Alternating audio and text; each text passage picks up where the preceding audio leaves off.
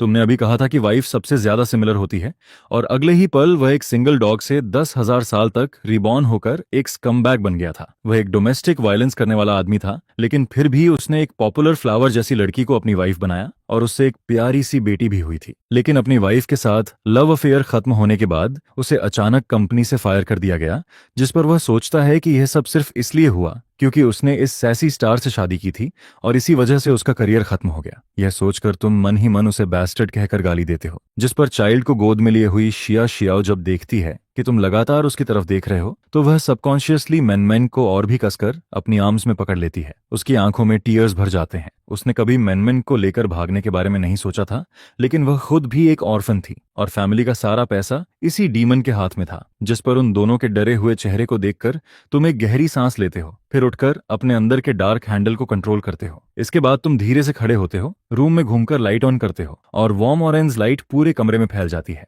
जिस पर पूरा रूम साफ दिखाई देने लगता है। सामने हर चीज बिखरी हुई पड़ी होती है, जिसे देखकर तुम बिना कुछ बोले पहले विंडो खोलते हो ताकि फ्रेश हवा अंदर आ सके। फिर उसके बाद तुम चुपचाप घर में पड़े एम्प्टी वीन बॉटल्स उठाने लगते हो। वहीं दूसरी तरफ शिया शियाओ अब भी मेंगमेंग को पकड़े हुए सोफा पर सिकुड़कर बैठी रहती है। बस उसकी आंखों में थोड़ा सा फर्क दिखाई देता है, जिस पर तुम मदर और डॉटर को डिस्टर्ब नहीं करते, बल्कि किचन से एक टॉवेल उठाकर टेबल साफ करने लगते हो। फिर धीरे धीरे पूरा घर साफ करते जाते हो जब तक कि घर पूरी तरह स्पॉटलेस नहीं हो जाता, और तब तक तुम्हारे माथे पर स्वेट आ चुका होता है। इसके बाद तुम बेडरूम से अपने क्लीन क्लॉथ्स निकालते हो और बाथरूम के अंदर चले जाते हो, जिस पर शिया शियाओ बाथरूम का बंद डोर देखती है और उसका अब तक डरा हुआ बॉडी आखिरकार एक लंबी सांस छोड़ता है। फिर वह सामने साफ किए हुए कमरे को देखती है और उसकी आंखों में एक अजीब सा कंफ्यूजन दिखाई देता है। मम्मी, मुझे भूख लगी है, मेंगमेंग अपनी बड़ी बड़ी आंखों से अपनी मदर को देखते हुए कहती है, जिस पर शिया शियाओ धीरे से कहती है, मेंगमेंग गुड, मम्मी अभी थोड़ी देर में तुम्हारे लिए खाना बनाएगी। वह खुद के लिए और अपनी बेटी के लिए कुछ बना ही रही होती है, तभी बाथरूम का डोर खुलता है, जिस पर तुम बाहर निकलते हो और टूटी हुई सोफा पर बैठी हुई मदर और डॉटर एक साथ फिर से सिमट जाती हैं। लेकिन तुम सिर्फ सिर हिलाते हो और उन दोनों को इग्नोर करके दरवाजा खोलते हो और बाहर चले जाते हो, जिस पर शिया शियाओ कुछ देर के लिए स्टंडन रह जाती है। उसकी आंखों में फिर से थोड़ा डिस्पियर आने लगता है। क्या वह फिर से बाहर वाइन लेने गया है? क्या उसने अभी तक इनफ नहीं पिया? अब वह और मेंगमेंग फिर से भूखे रहने वाले हैं। यह सोचकर शिया शियाओ अपने होंठ काट लेती है। उसकी आंखें लाल होने लगती हैं और टीयर्स रुकने का नाम नहीं लेते, जिस पर मेंगमेंग घबरा जाती है और कहती है, मम्मी रो मत, मेंगमेंग को भूख नहीं लगी है। मेंगमेंग को लगता है कि शायद उसकी भूख की वजह से ही उसकी मदर रो रही है, जिस पर वह अपने छोटे छोटे व्हाइट हाथों से ऑकवर्ड तरीके से शिया शियाओ के फेस पर आए हुए टीयर्स पोंछने लगती है। लेकिन यह देखकर शिया शियाओ और भी ज्यादा रोने लगती है। इसके बाद वह कांपती हुई आवाज में कहती है, मेंगमेंग गुड, मम्मी तुम्हें सुला देती है, सो जाओगी तो भूख नहीं लगेगी। मम्मी कल सुबह जल्दी उठेगी और तुम्हारे लिए अच्छा खाना बनाएगी। मम्मी नहीं रो रही है। जिस पर शिया शियाओ धीरे धीरे एक लुलैबी गाने लगती है और मेंगमेंग को सुलाने लगती है। फिर जब मेंगमेंग की आंखें धीरे धीरे बंद होने लगती हैं, तब शिया शियाओ शादी के बाद के पिछले 2 सालों के बारे में सोचने लगती है और उसे हर तरफ सिर्फ दुख ही दुख महसूस होता है, जिस पर आखिरकार वह फैसला कर लेती है कि वह कल इस जगह को छोड़ देगी और इस नरक से दूर चली जाएगी। चाहे बाहर जाकर उसे मरना ही क्यों ना पड़े, लेकिन यह इस डीमन के हाथों तड़प तड़प कर मरने से बेहतर होगा। तभी अचानक बाहर डोर की आवाज आती है। यह सुनकर शिया शियाओ, जो अभी भी अपने ख्यालों में खोई हुई थी, एकदम से कांप जाती है। फिर वह सबकॉन्शियसली मेंगमेंग के कानों को ढक लेती है और बाहर की हर आवाज को ध्यान से सुनने लगती है, जिस पर तुम डोर खोलकर अंदर आते हो। फिर सबकॉन्शियसली सोफा की तरफ देखते हो और अगले ही पल तुम्हारे चेहरे पर हल्की सी खुशी आ जाती है, क्योंकि दोनों बेडरूम में वापस जा चुकी होती हैं। लेकिन तुम्हें याद आता है कि शायद उन्होंने अभी तक कुछ खाया नहीं है, जिस पर तुम अपने हाथ में पकड़े हुए फूड को देखते हो और कुछ पल के लिए रुक जाते हो। फिर थोड़ा सोचने के बाद तुम वह खाना टेबल पर रख देते हो और बेडरूम की तरफ बढ़ने लगते हो। वहीं दूसरी तरफ शिया शियाओ अपना पूरा बॉडी टेंस करके बैठी होती है। वह तुम्हारे फुटस्टेप्स को सुनती है जो धीरे धीरे बेडरूम के पास आने लगते हैं, जिस पर वह अपने दिल में बस यही प्रे करती है कि तुम अंदर मत आना। लेकिन अगले ही पल बाहर से तुम्हारी आवाज आती है, मैंने तुम्हारे लिए खाना खरीदा है, अगर भूख लगी है तो बाहर आकर खा लेना, मैं आज रात टॉयलेट में सो जाऊंगा। यह सुनकर शिया शियाओ की आंखें अचानक बड़ी हो जाती हैं। फिर वह तुम्हारे फुटस्टेप्स को धीरे धीरे दूर जाते हुए सुनती है। इसके बाद रूम में फिर से सन्नाटा छा जाता है और सिर्फ शिया शियाओ की नर्वस ब्रीदिंग की आवाज पूरे बेडरूम में गूंजती रहती है, जिस पर ना जाने कब मेंगमेंग अपनी आंखें खोल देती है। उसने तुम्हारी आवाज साफ साफ सुन ली थी और अब वह क्यूरियोसिटी के साथ बंद डोर को देखने लगती है। फिर उसे खाने की बात याद आती है और उसे फिर से भूख महसूस होने लगती है, जिस पर वह धीरे से अपना स्लाइवा निगलती है और उम्मीद भरी नजरों से अपनी मदर की तरफ देखने लगती है। शा शियाओ अपनी बेटी की उन उम्मीद भरी आंखों को देखती है और फिर सिर नीचे कर लेती है, लेकिन इसके बाद वह किसी तरह हिम्मत जुटाती है और धीरे से बेडरूम के डोर तक जाकर उसे खोल देती है, जिस पर बाहर टेबल पर रखा हुआ खाना दिखाई देता है और उसकी खुशबू भी अंदर आने लगती है। यह देखकर शा शियाओ की आंखें फिर से भर जाती हैं। उसने सच में मदर और डॉटर के लिए खाना खरीदा था, लेकिन इस डीमन की अचानक दिखाई गई अच्छाई को देखकर शा शियाओ को खुशी नहीं होती, बल्कि उसके दिल में और भी ज्यादा डर पैदा होने लगता है। वह ऐसा क्यों कर रहा है? आखिर उसके मन में क्या चल रहा है? उसे अभी और क्या चाहिए? जिस पर मेंगमेंग अपने नंगे पैरों से भागते हुए बाहर आती है। वह अपने छोटे छोटे कदमों से डोर के पास जाती है और फिर दरवाजे की दरार से बाहर देखने लगती है।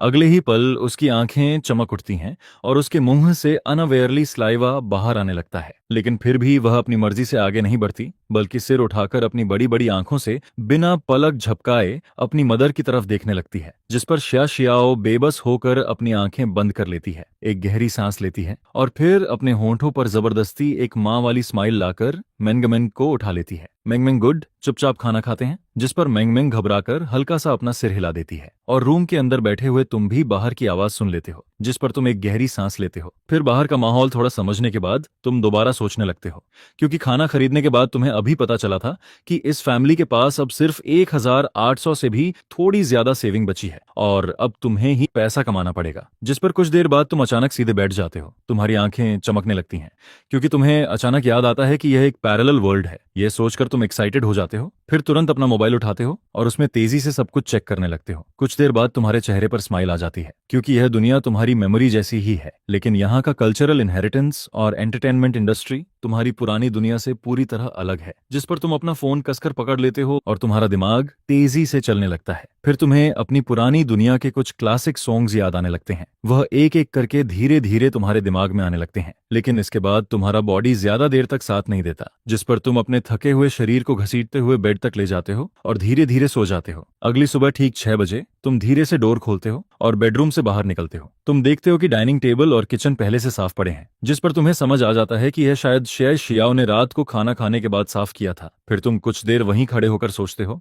और उसके बाद चुपचाप बाथरूम में जाकर फ्रेश होने लगते हो। तुम्हें पता था कि शा शियाओ आमतौर पर सुबह 8 बजे उठकर खाना बनाती है, क्योंकि पहले तुम हर बार 10 बजे के बाद उठते थे और उसके बाद सिर्फ ड्रिंक करके बैठे रहते थे। जिस पर शा शियाओ और मेंगमेंग तुम्हारे बचे हुए खाने से ही काम चलाती थीं। ये सोचकर तुम फिर से एक गहरी सांस लेते हो और जल्दी जल्दी तैयार होने लगते हो। वहीं दूसरी तरफ रूम के अंदर शा शियाओ पहले से जाग चुकी होती है, लेकिन वह बाहर आने की हिम्मत नहीं कर पाती। फिर जब बाहर वॉशिंग की आवाज बंद हो जाती है और कुछ देर बाद डोर बंद होने की आवाज आती है, तो वह सोच में पड़ जाती है, जिस पर शा शियाओ थोड़ा क्यूरियस हो जाती है।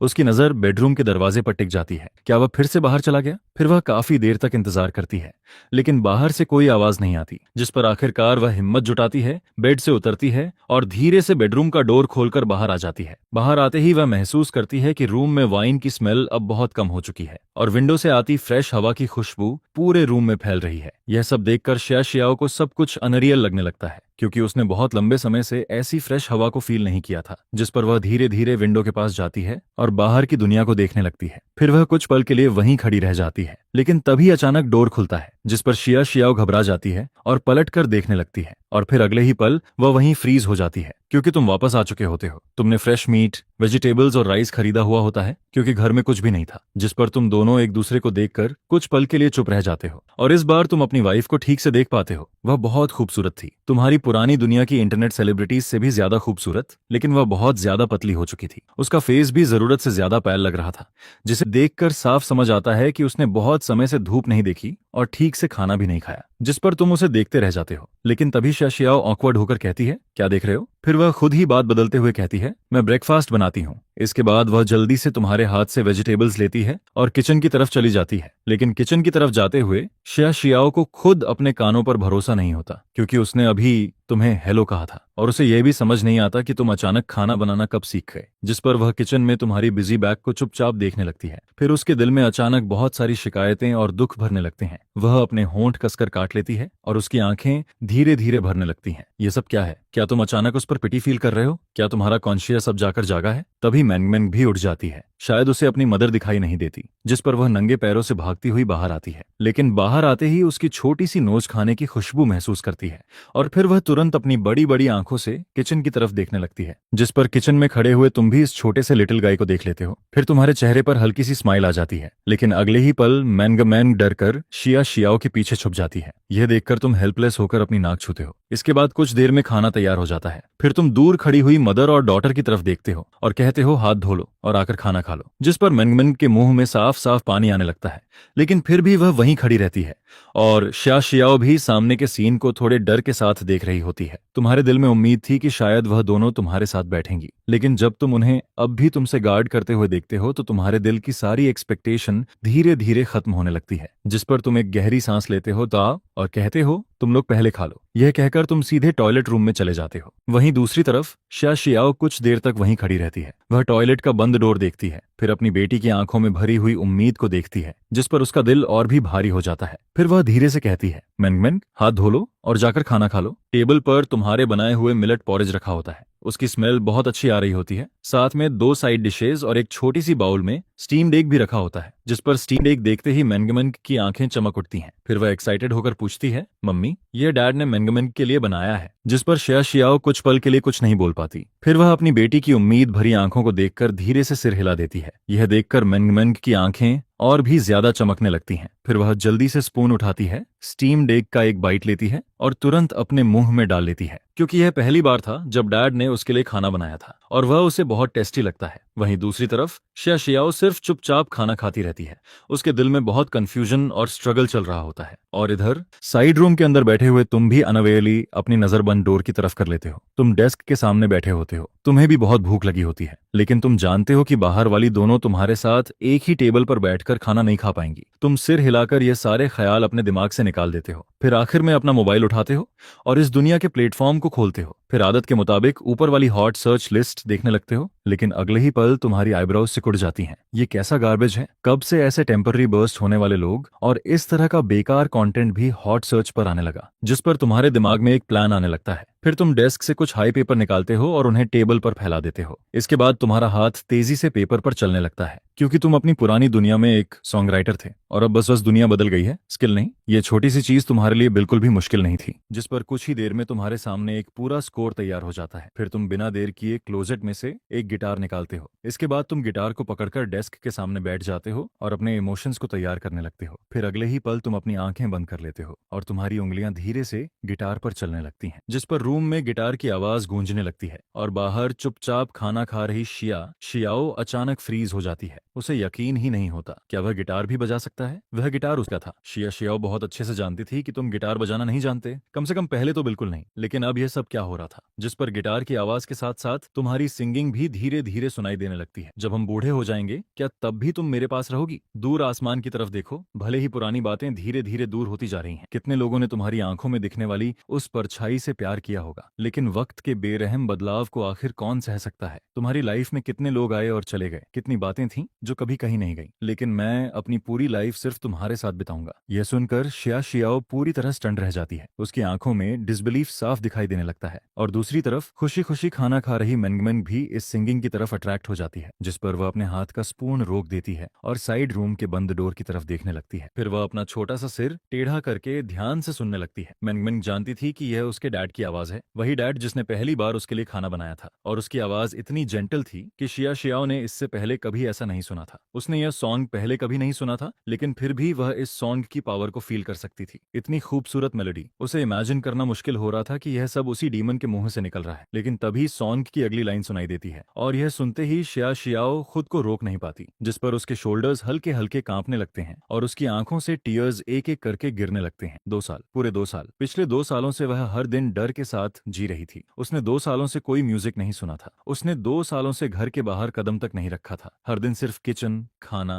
तेल, नमक और इस आदमी के साथ बीतता था और धीरे धीरे उसे लगता था कि यह आदमी एक डीमन बनता जा रहा है। और अब जब उसने आखिरकार यहाँ से भागने की हिम्मत जुटाई थी, तभी वह अचानक ऐसा सॉन्ग गाने लगता है। वह आखिर कहना क्या चाहता है, वह अचानक इतना बदल कैसे गया, जिस पर शा शियाओ पूरी तरह टूटने लगती है। वह फिर से कंफ्यूज हो जाती है। उसे आगे की जिंदगी से डर लग रहा था, उसे तुम्हारे इस अचानक चेंज से भी डर लग रहा था, और सबसे ज्यादा उसे इस बात का डर था कि कहीं यह सब सिर्फ एक सपना ना हो। फिर उसी वक्त सिंगिंग रुक जाती है, जिस पर मेंगमेंग अपनी मदर को रोते हुए देख लेती है। वह घबराकर तुरंत शा शियाओ की गोद में चढ़ जाती है और अपने छोटे छोटे हाथों से उसके टीयर्स पोंछने लगती है। मम्मी रो मत, रो मत, मेंगमेंग तुम्हें फू करके ठीक कर देगी। मेंगमेंग को लगता है कि उसकी मदर को फिर से दर्द हो रहा है, जिस पर वह शा शियाओ के टीयर्स पोंछते हुए अपना छोटा सा फेस ऊपर उठाती है और उसके कॉलर को थोड़ा नीचे खींचकर वहां फू करने लगती है। लेकिन कॉलर के नीचे उसकी उंगलियों के बीच और शा शियाओ की बैक पर बहुत सारे पुराने स्कार्स दिखाई दे रहे होते हैं। और इधर तुम्हें बाहर मदर और डॉटर के साथ क्या हो रहा है इसके बारे में कुछ भी पता नहीं होता, क्योंकि उसी वक्त नफरत तुम अपना फोन उठाकर वीडियो रिकॉर्ड करना शुरू कर देते हो। तुम वीडियो में अपना फेस नहीं दिखाते, सिर्फ तुम्हारी नोज के नीचे का हिस्सा दिखाई देता है और तुम्हारे हाथ में गिटार होता है जिस पर तुम अपना थ्रोट साफ करते हो। इस बार तुम पहले से ज्यादा सीरियस हो जाते हो। फिर पूरे सॉन्ग को शुरू से आखिर तक दोबारा गाते हो। इसके बाद तुम वीडियो को सेव करते हो, फिर शुरू और आखिर की एक्स्ट्रा आवाज को हटाते हो। उसके बाद ऑडियो अलग निकालते हो और साथ में लिरिक्स भी ऐड कर देते हो। फिर तुम इंटरनेट पर उसका कॉपीराइट सबमिट कर देते हो। सब कुछ करने के बाद तुम आखिर में एक टाइटल लिखते हो, एक ओरिजिनल सॉन्ग सिर्फ आप सबके लिए। उम्मीद है आपको पसंद आएगा, लाइक और सपोर्ट जरूर करना। जिस पर वीडियो सक्सेसफुली अपलोड हो जाता है। इसके बाद तुम धीरे से एक लंबी सांस छोड़ते हो और थोड़ा रिलैक्स फील करते हो। फिर तुम्हें याद आता है कि पता नहीं वह दोनों खाना खा चुकी हैं या नहीं, और अब तुम्हें खुद भी बहुत भूख लग रही थी, जिस पर तुम अपना पेट पकड़ते हो और आखिरकार इंतजार नहीं कर पाते। फिर धीरे से डोर खोलते हो, उसमें एक छोटी सी गैप बनाते हो और चोरों की तरह बाहर झांकने लगते हो, जिस पर सामने तुम्हें शा शियाओ दिखाई देती है। वह मेंगमेंग को गोद में लिए डाइनिंग टेबल से उठ रही होती है। उसकी आंखें लाल होती हैं जैसे वह अभी अभी रोई हो। फिर वह तुम्हें देख लेती है, जिस पर वह कुछ पल के लिए वहीं रुक जाती है, लेकिन अगले ही पल वह जल्दी से मेंगमेंग को पकड़कर वापस बेडरूम में चली जाती है। और इधर तुम आखिरकार चैन की सांस लेते हो, क्योंकि अब तुम खाना खा सकते थे। फिर तुम टेबल की तरफ देखते हो जहां तुम्हारे लिए कुछ खाना बचा हुआ होता है। ये देखकर तुम्हें थोड़ी खुशी होती है, जिस पर तुम मिलेट पॉरेज उठाते हो और बड़े बड़े बाइट्स में खाना शुरू कर देते हो। फिर थोड़ी ही देर में तुम टेबल का सारा खाना खत्म कर देते हो और आखिर में चुपचाप सब साफ करने लगते हो। तुम पूरे रूम में घूमकर इस घर का लेआउट देखते हो, जो कि 21 हॉल वाला सिर्फ 50 स्क्वायर मीटर का हाउस होता है, जिसे तुम दोनों ने शादी के वक्त खरीदा था। और घर के अंदर की चीजें भी उस समय बिल्कुल बेकार थीं। ये चीजें काफी समय से टूटी फूटी सी लगती हैं, जिस पर तुम सिर हिलाते हो, फिर वापस सोफा पर जाकर बैठ जाते हो। ये सोच पाना भी मुश्किल लगता है कि हारुका शिमोनिशी और उसके बच्चे इस माहौल में 2 साल तक कैसे रहे होंगे और ज्यादा बाहर भी नहीं गए हों। ये फीलिंग बिल्कुल किसी प्रिजन में रहने जैसी लगती है। तुम ये भी जानते हो कि अभी कुछ समय तक तुम कुछ बदल नहीं सकते हो, जिस पर तुम सिर्फ उस छोटे सोफा पर बैठकर अपना मोबाइल चलाते हो और सर्च करते हो कि घर को कैसे मेंटेन किया जाता है, किसी बच्चे को खुश कैसे किया जाता है, एक अच्छा फादर कैसे बना जाता है, जिसके जवाब में इंटरनेट पर अलग अलग तरह के आंसर्स आते हैं। तभी तुम फोन से नजर उठाते हो, जिस पर मेन रूम का डोर अचानक से फिर खुलता है और तुम आवाज की तरफ देखते हो। वहां से एक छोटा सा सिर बाहर आता है। मेंगमेंग अपना सिर थोड़ा टेढ़ा करके देखती है और अपनी माँ जैसी ही भरोसे वाली आंखों से तुम्हें क्यूरियस होकर देखती रहती है। उसकी चमकती हुई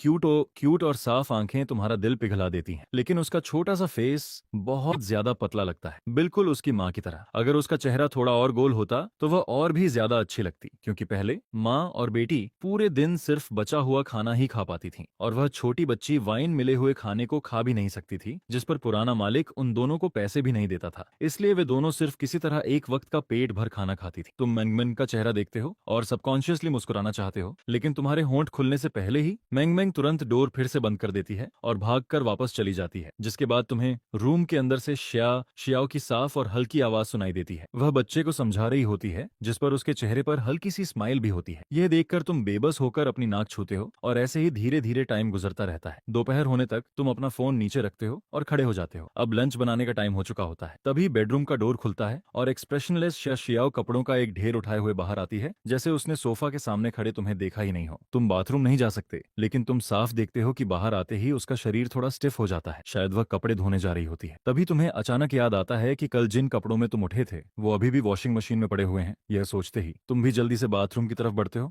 शियाओ बहुत नर्वस हो जाती है। उसे उम्मीद नहीं होती कि तुम घर पर होगे, क्योंकि आमतौर पर इस टाइम तक तुम अपने बेकार दोस्तों के साथ ड्रिंक करने बाहर निकल जाते थे। वह तुम्हारे कदमों की आवाज सुनती है जो धीरे धीरे उसकी तरफ आती है, जिस पर उसका दिल और ज्यादा घबराने लगता है और उसका शरीर थोड़ा सा हिलता है। तभी तुम कहते हो, मेरे कपड़े अभी भी वॉशिंग मशीन में हैं, क्या तुम मुझे पहले उन्हें निकाल कर सुखाने दोगी? तुम्हारी वही जानी पहचानी आवाज शियाओ के पीछे से आती है, जो वॉशिंग मशीन खोलने के लिए झुकी हुई होती है। और यह सुनकर वह बुरी तरह चौंक जाती है, जिस पर उसका शरीर और ज्यादा सिमट जाता है और वह बाथरूम के अंदर की तरफ खिसक जाती है। ध्यान से तुम फिर एक और और बात कहते हो। तब शिया शियाओ को समझ आता है कि तुम उससे उसकी परमिशन मांग रहे हो। उसकी आंखें इधर उधर देखने लगती हैं और वह तुम्हारी तरफ देखने की हिम्मत नहीं कर पाती। फिर धीरे से कहती है, तुम पहले कर लो, थैंक यू। तुम अपने हाथों की मुट्ठी कसते हो क्योंकि तुम्हारे हाथ हल्के से कांप रहे होते हैं और तुम्हारी आंखों में शर्म, गुस्सा और दर्द सब एक साथ होता है क्योंकि अभी तुमने साफ देखा था शिया शियाओ की गर्दन के नीचे बैंगनी लाल खून के निशान बने हुए हैं, जिस पर तुम वॉशिंग मशीन के अंदर से कपड़े निकालने लगते हो लेकिन उसकी तरफ आगे नहीं देखते हो। फिर तुम बस इतना कहते हो, मैं थोड़ी देर में लंच बना देता हूँ, मेंगमेंग को खाना खाने के लिए बुला देना। जिसके जवाब में शिया शियाओ धीरे से कहती है, मेंगमेंग सो गई है, मैं उसे थोड़ी देर बाद उठा दूंगी। इतना कहकर वह फिर से अंदर सिमट जाती है। उसका पूरा शरीर और हालत बिखरी हुई लगती है। तुम जानते हो कि यहाँ खड़े रहने से उस पर सिर्फ और प्रेशर पड़ेगा, जिस पर तुम मजबूरी में अपनी नाक छूते हो, वॉशिंग मशीन से कपड़े उठाते हो और जल्दी से बालकनी में जाकर उन्हें सुखाने के लिए टांग देते हो। फिर उसके बाद तुम सीधे किचन में चले जाते हो। उधर शिया शियाओ को थोड़ी देर बाद होश आता है। वह कांपते हुए अपने कपड़े वॉशिंग मशीन में डालती है लेकिन उसकी नजर बार बार अनअवेयरली किचन की तरफ चली जाती है। आखिर उसे क्या हो रहा है? शिया शियाओ सबकॉन्शियसली अपनी नाक छूती है और फिर अचानक रुक जाती है। उसे समझ ही नहीं आता कि उसे यह आदत कब से पड़ गई। शिया शियाओ ऐसे ही वॉशिंग मशीन के सामने खड़ी रहती है और मशीन के घूमने की आवाज सुनती रहती है, जिस पर उसका दिल बहुत उलझा हुआ महसूस करता है। जब सारे कपड़े धुल जाते हैं तब वह उन्हें निकालती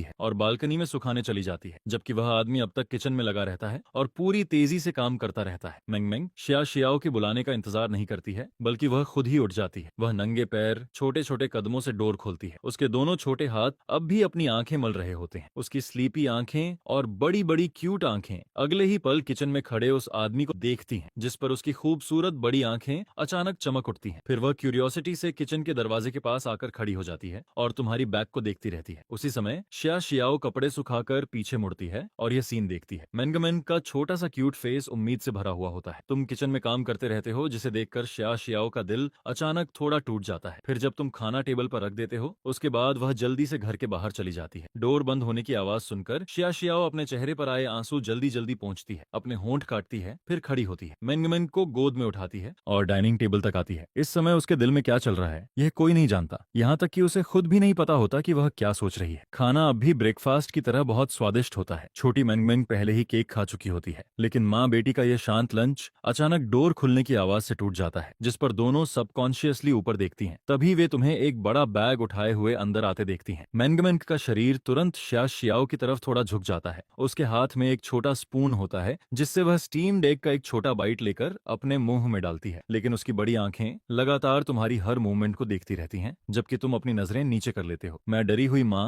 और बेटी की तरफ देखने की हिम्मत नहीं करता, बस सोफा के पास जाकर हाथ में पकड़ा बैग नीचे रख देता हूँ और फिर थोड़ी भारी आवाज में कहता हूँ, मैं तुम्हारे लिए कुछ दवाइयां लेकर आया हूँ, उन्हें यूज कर लेना, और बच्चे के लिए एक टॉय भी लाया हूँ। मुझे नहीं पता उसे पसंद आएगा या नहीं, लेकिन मैंने सोचा बाकी छोटी लड़कियों के पास होता है तो उसके पास भी होना चाहिए। जिस पर शिया शियाओ कोई जवाब नहीं देती। तुम भी ये सब कहने के बाद कुछ देर चुप रहते हो, फिर कहते हो, मुझे पता है तुम मुझ पर भरोसा नहीं करोगी, लेकिन कुछ बातें हैं जो मुझे फिर भी कहनी है। मैं अब आगे कभी ड्रिंक नहीं करूंगा, मैं अब तुम्हें कभी नहीं मारूंगा। तुम और मेंगमेंग हमेशा घर में रहते हो, इसलिए इतना डरा मत करो। बच्ची अभी बहुत छोटी है और घर का यह माहौल उसके लिए अच्छा नहीं है। इतना सब तुम एक ही सांस में कह देते हो, जिस पर तुम्हें सिर्फ इतना महसूस होता है कि दिल में दबा हुआ बोझ थोड़ा हल्का हुआ है। इसके बाद तुम शिया शियाओ के जवाब का इंतजार भी नहीं करते और चुपचाप वापस अपने कमरे की तरफ चले जाते हो। उधर शिया शियाओ तुम्हारी जाती हुई बैग को देखती रहती है। फिर जब वह देखती है कि डोर बंद हो गया है, तब उसे और भी समझ नहीं आता कि वह क्या बोले। सिर्फ एक दिन में इस आदमी के अचानक बदल जाने को देखकर भी उसका दिल अब तक पूरी तरह से मान नहीं पाता। उधर बेडरूम में बैठे तुम इस समय और भी ज्यादा खराब मूड में होते हो। तुम्हारी आंखें लाल हो चुकी होती हैं। बाहर रहते हुए भी तुमने खुद को बहुत संभाला था, लेकिन अगर पॉसिबल होता तो तुम कभी यहाँ आते ही नहीं। तुम ये सब कुछ जानना ही नहीं चाहते थे जो यहाँ हुआ था, खासकर जब तुम शिया शियाओ को देखते हो और उसके शरीर पर बने हुए निशान देखते हो, जिस पर तुम्हारे दिल का दबाव और भी ज्यादा भारी हो जाता है। सिर्फ एक दिन इस घर में रहने के बाद ही तुम्हारा दिल इतना टूट चुका होता है कि जैसे अब बस बिखरने वाला हो। तुम्हारे लिए यह समझना सच में मुश्किल हो जाता है कि कोई इंसान अपने ही परिवार के साथ इतना बुरा कैसे कर सकता है। शिया शियाओ खाना खाती है, लेकिन फिर भी तुम्हारे लिए थोड़ा खाना छोड़ देती है। फिर वह टेबल पर रखे बैग को देखती है, कुछ देर सोचती है और आखिर में मेंगमेंग का हाथ पकड़कर बाहर चली जाती है, जिस पर तुम अपने रूम में पास वाले डोर के बंद होने की आवाज सुनते हो और समझ जाते हो कि माँ बेटी खाना खाकर जा चुकी हैं। फिर तुम उठते हो और रूम से बाहर आते हो। तभी तुम देखते हो कि टी टेबल पर रखा बैग अब तक खोला भी नहीं गया है और वैसे ही पड़ा हुआ है, जिस पर तुम होंठ भींचते हो, एक लंबी सांस लेते हो और समझ नहीं पाते कि अब क्या करना चाहिए। इसलिए तुम सिर्फ दरवाजे के पास बैठकर खाना खाने लगते हो। तभी मेंगमेंग फिर से अपना छोटा सा सिर बाहर निकालती है और क्यूरियोसिटी से तुम्हें खाना खाते हुए देखती रहती है, जिस पर तुम एक बार फिर कोशिश करते हो और उसकी तरफ देखकर मुस्कुराते हो। इस बार आखिरकार तुम्हारी कोशिश काम कर जाती है। है। छोटी बच्ची डरकर भागती नहीं है, बल्कि वहीं खड़ी रहकर तुम्हें देखती रहती है, जिस पर तुम्हारे दिल को थोड़ा सुकून मिलता है। तुम्हारे अंदर जो दबा हुआ दर्द था वह भी इस छोटी सी क्यूट बच्ची को देखकर थोड़ा ठीक होने लगता है। फिर तुम अपने हाथ से चॉपस्टिक नीचे रखते हो और अपनी जिंदगी की सबसे नरम आवाज में उसे बुलाते हो, मैंग मैंग। तुम्हारे अचानक बोलने पर छोटी बच्ची का शरीर हल्का सा कांपता है, लेकिन वह वापस अंदर नहीं जाती, बल्कि पहले वह पीछे मुड़कर रूम की तरफ देखती है, जैसे किसी से हिम्मत मिल रही हो, और फिर धीरे से दोबारा तुम्हारी तरफ देखती है। जिसके बाद उसकी छोटी और कमजोर सी आवाज उसके मुंह से निकलती है, डैड। यह आवाज सुनते ही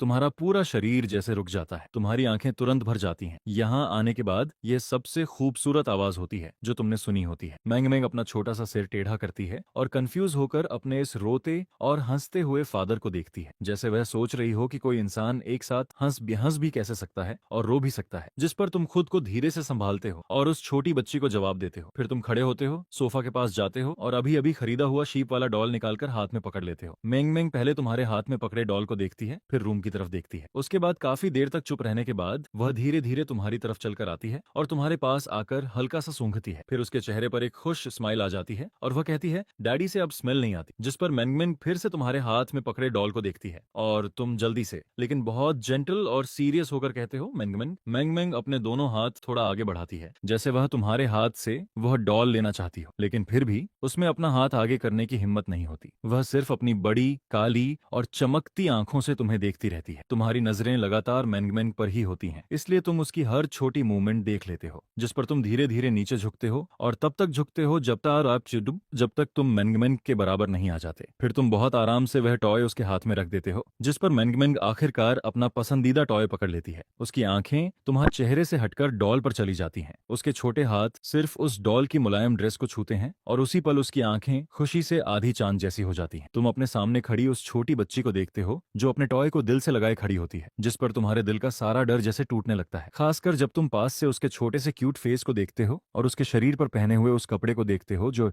इतना धुल चुका होता है कि उसका रंग तक उड़ गया होता है और वह कपड़ा उसके लिए साफ छोटा पड़ चुका होता है। यह देखकर तुम्हारा दिल जैसे सच में चुभ जाता है। वह सिर्फ 3 साल की है, उसे तो हथेलियों पर रखकर प्यार मिलना चाहिए था, लेकिन अभी वह सिर्फ एक छोटे से टॉय की वजह से इतनी खुश हो रही होती है। जिस पर तुम अपने दांत भींचते हो, जल्दी से अपनी आंखें पोंछते हो और फिर एक स्माइल निकालते हो। इसके बाद तुम बस चुपचाप मैंग मैंग को अपने पास खेलते हुए देखते रहते हो। उधर रूम के अंदर शिया शियाओ इस समय और भी ज्यादा नर्वस होती है। उसे नहीं पता होता कि वह जो कर रही है वह सही है या गलत, लेकिन वह तुम्हारी पहले कही हुई बात से सहमत होती है। बच्ची अभी बहुत छोटी है, उसे इस माहौल में बड़ा नहीं होना चाहिए, इसलिए मैंग मैंग को तुम्हारे पास आने देना अभी उसके लिए सबसे ज्यादा हिम्मत वाली बात होती है। बाहर से मैंग मैंग की हंसी बार बार सुनाई देती रहती है, जिस पर शिया शियाओ बेड पर चुपचाप बैठी रहती है और धीरे धीरे अपने आंसू पोंछती रहती है। ज्यादा देर नहीं होती और मैंग मैंग को फिर से नींद आने लगती है। वह उस डॉल को कसकर पकड़ती है और अपने उस फादर को देखती रहती है जो अब भी उसकी तरफ देखकर मुस्कुरा रहा होता है। छोटे से चेहरे पर कुछ पल के लिए उलझन दिखती है, फिर वह पलटती है और भागकर वापस बेडरूम में चली जाती है। तुम बस उस छोटी बच्ची को जाते हुए देखते रहते हो, फिर अपनी नाक छूते हो और चुपचाप मुस्कुरा देते हो। लगता है अब तुम्हें इस छोटी बच्ची के लिए एक सही पेयर ऑफ शूज भी खरीदने होंगे। हमेशा नंगे पैर घूमना अच्छी आदत नहीं है और तुम्हें यह नहीं पता होता कि इसी समय तुम्हारे एक दिन पहले किए गए काम ने असर दिखाना शुरू कर दिया है। उधर एक ऑफिस में वह सोर्स को देखकर भौहें सिकोड़ती है। उसके चेहरे पर सीरियस एक्सप्रेशन होता है। तभी डोर खुलता है और टेक्नीशियन शाओली अंदर आता है। वह हाथ में टैबलेट पकड़े होता है और अपने सामने खड़ी हमेशा स्ट्रॉन्ग और स्ट्रिक्ट रहने वाली बॉस को देखकर माथे का पसीना पहुंचता है। डायरेक्टर यांग, मुझे एक स्पेशल सिचुएशन रिपोर्ट करनी है।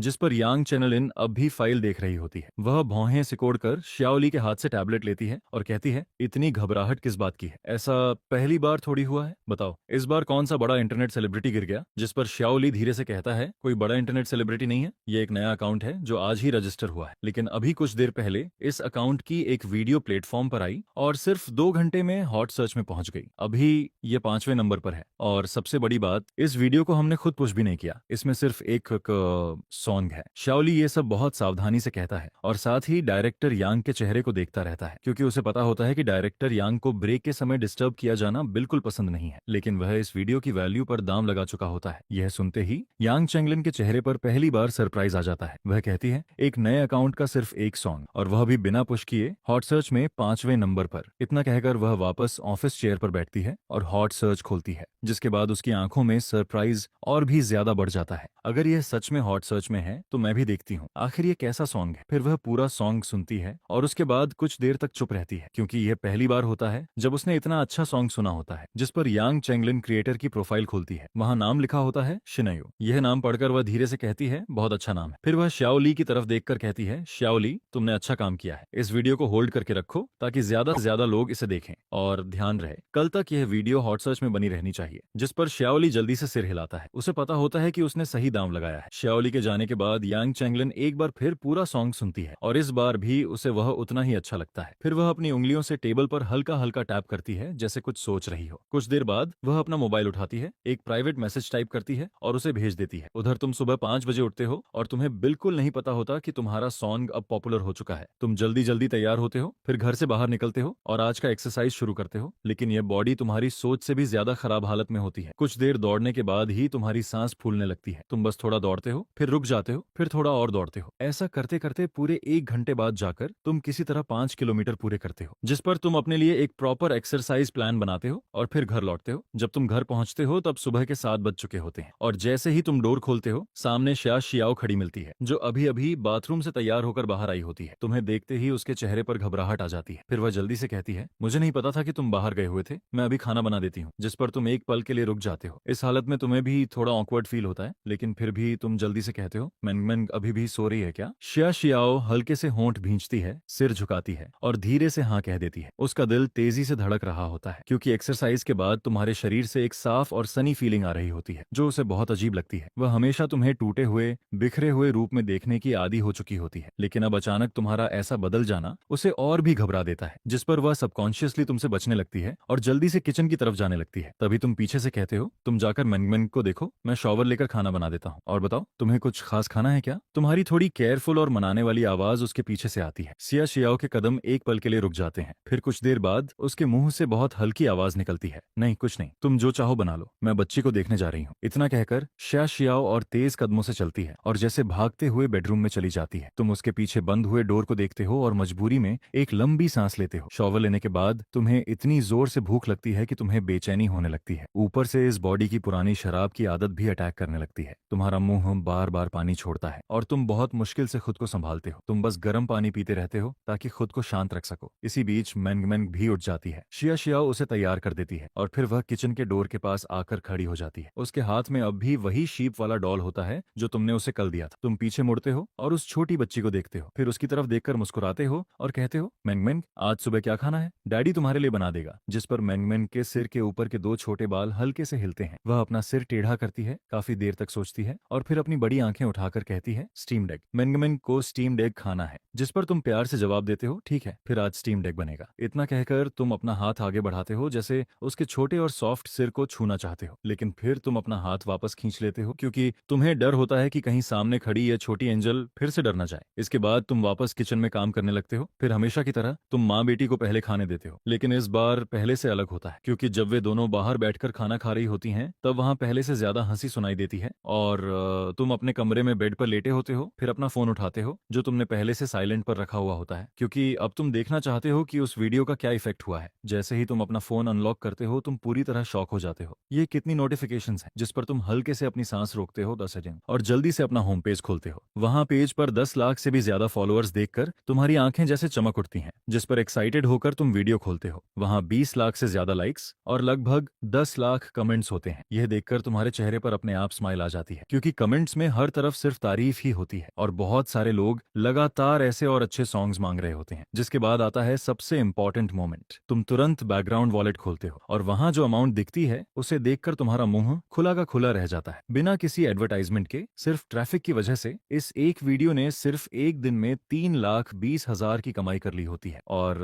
यह टैक्स काटने के बाद की इनकम होती है, जिस पर तुम आखिरकार राहत की सांस लेते हो। अब तुम्हारे पास पैसे हैं और अब तुम्हें इतनी तंगी में जीने की जरूरत नहीं होगी। जब तुम्हारे पास कुल मिलाकर सिर्फ 1,000 युआन से थोड़ा ज्यादा था तब तुम सब्जियां खरीदते वक्त भी बहुत सोचते थे, लेकिन अब पैसे बैंक कार्ड में ट्रांसफर करने के बाद तुम बाहर माँ बेटी के खाने खत्म होने का इंतजार करते हो। फिर जब बाहर वाले रूम का डोर खुलता और बंद होता है तब तुम जल्दी से अपना डोर खोलते हो और बाहर निकलकर खाना खा लेते। टेबल पर रखा सारा खाना खत्म करने के बाद और थोड़ी देर न्यूज़ देखने के बाद तुम अपना फोन उठाते हो और जल्दी से घर से बाहर निकल जाते हो। जिस एरिया में तुम अभी रहते हो वह जियांगचेंग के पुराने टाउन में होता है और ये कम्युनिटी भी काफी पुरानी होती है। यही वजह होती है कि तुमने यहाँ हाउस खरीदा था क्योंकि यहाँ सब कुछ बहुत सस्ता था। शादी के थोड़े समय बाद तक तुम और श्या शियाओ दोनों ने ज्यादा काम नहीं किया था और तुम दोनों के पास ज्यादा पैसे भी नहीं थे। तुम अपनी याद के हिसाब से शॉपिंग मॉल के अंदर जाते हो और वहां तुम्हें एक लोकल ब्रांड के फोन की दुकान दिखती है जिसका नाम मोवे ही होता है। शायद क्योंकि अभी ज्यादातर लोग काम पर गए हुए होते हैं, इसीलिए शॉप के अंदर ज्यादा कस्टमर्स नहीं होते। काउंटर के पीछे एक यंग फीमेल क्लर्क बोर्ड होकर बैठी होती है और अपने नेल्स पर पॉलिश लगा रही होती है। तभी जैसे ही वह तुम्हें अंदर आते देखती है, उसकी आंखें चमक उठती हैं और वह जल्दी से उठकर तुम्हारे पास आती है। क्या आपको फोन खरीदना है? जिस पर तुम हल्के से सिर हिलाते हो और काउंटर के अंदर रखे फोन्स को देखने लगते हो। फिर तुम एक स्काई ब्लू कलर का फोन चुनते हो, जिस पर फीमेल क्लर्क जल्दी से वह फोन उठाती है और उसके चेहरे की स्माइल और बड़ी हो जाती है। हैंडसम गाय, आपकी चॉइस बहुत अच्छी है। आपने जो फोन चुना है वह हमारी शॉप का सबसे नया मॉडल है। सिर्फ इतना ही नहीं, ये फोन कम्युनिकेशन में भी बहुत आगे है और ये दुनिया का पहला फोन है जो सैटेलाइट कॉल भी सपोर्ट करता है। जिस पर तुम सिर हिलाते हो, फिर कुछ सोचकर कहते हो, क्या यहाँ सिम कार्ड भी मिलता है? जिस पर फीमेल क्लर्क जल्दी से कहती है, बिल्कुल हैंडसम गाय, अगर आप खुद यूज करने वाले हैं तो यही कार्ड भी बन जाएगा। जिस पर तुम थोड़ा रुककर कहते हो, नहीं मुझे नहीं, ये मेरी वाइफ के लिए चाहिए। यह सुनकर फीमेल क्लर्क एक पल के लिए रुक जाती है और फिर तुम्हारी तरफ दोबारा देखती है। उसके चेहरे पर हल्की सी डिसअपॉइंटमेंट आ जाती है। वह मन ही मन सोचती है, इतनी कम उम्र में ही यह आदमी शादी कर चुका है। सच में अच्छे आदमी हमेशा किसी और के होते हैं। इतनी महंगी फोन भी बिना पलक झपकाए अपनी वाइफ के लिए खरीद रहा है। लेकिन बाहर से वह फिर भी मुस्कुराते हुए कहती है, आपकी वाइफ बहुत लकी है। मुझे लगता है उन्हें यह फोन जरूर पसंद आएगा, लेकिन अगर आपको सिम कार्ड लेना है तो आपकी वाइफ को अपना आईडी कार्ड लेकर खुद आना होगा। जिस पर तुम अपना सिर पकड़ लेते हो। तुम्हें बिल्कुल उम्मीद नहीं होती कि इस दुनिया में सिम कार्ड लेने के लिए भी खुद आना पड़ता है। फिर तुम कहते हो, ठीक है, तब आप बस ये फोन पैक कर दीजिए। जिस पर फीमेल क्लर्क फोन पैक कर देती है। फिर तुम कोड स्कैन करके पेमेंट करते हो और जल्दी से वहां से निकल जाते हो, क्योंकि अभी तुम्हें बहुत सारी चीजें और खरीदनी होती हैं और यहाँ पहले ही काफी टाइम खराब हो चुका होता है। उधर तुम्हारे घर से निकलने के बाद शिया शियाओ ऊपर से नीचे तक पूरा घर साफ करती है। फिर वह सोफा पर बैठती है और बाहर विंडो के पार आसमान को देखने लगती है। 2 दिन तक लगातार खिड़की खोलने की वजह से अब घर से शराब की स्मेल पूरी तरह गायब हो चुकी होती है और बाहर की फ्रेश हवा बार बार विंडो से अंदर आती रहती है। जिस पर शिया शियाओ को बहुत अच्छा फील होता है, क्योंकि पहले उसने कभी इमेजिन भी नहीं किया था कि ऐसा दिन भी आएगा। फिर वह मैंगमेंट को देखती है जो अभी खुशी से खेल रही होती है, जिस पर शिया शियाओ के होंठों पर हल्की सी स्माइल आ जाती है। ऐसे दिन सच में बहुत अच्छे लगते हैं। तभी अचानक डोर लॉक घूमने की आवाज आती है जो शिया शियाओ को उसकी सोच से बाहर निकाल देती है। मैंग मैंग भी जल्दी से उठती है, अपने शीप वाले डॉल को पकड़ती है और शिया शियाओ की गोद में छिप जाती है। उधर बाहर से कुछ आवाजें आती हैं और तुम्हारी जानी पहचानी आवाज भी सुनाई देती है, धीरे, ध्यान से, इसे गिराना मत। यह सुनकर शिया शियाओ जल्दी से मैंग मैंग को उठाती है और बेडरूम में जाने वाली होती है, लेकिन फिर भी क्यूरियोसिटी की वजह से वह डोर की तरफ देखती है,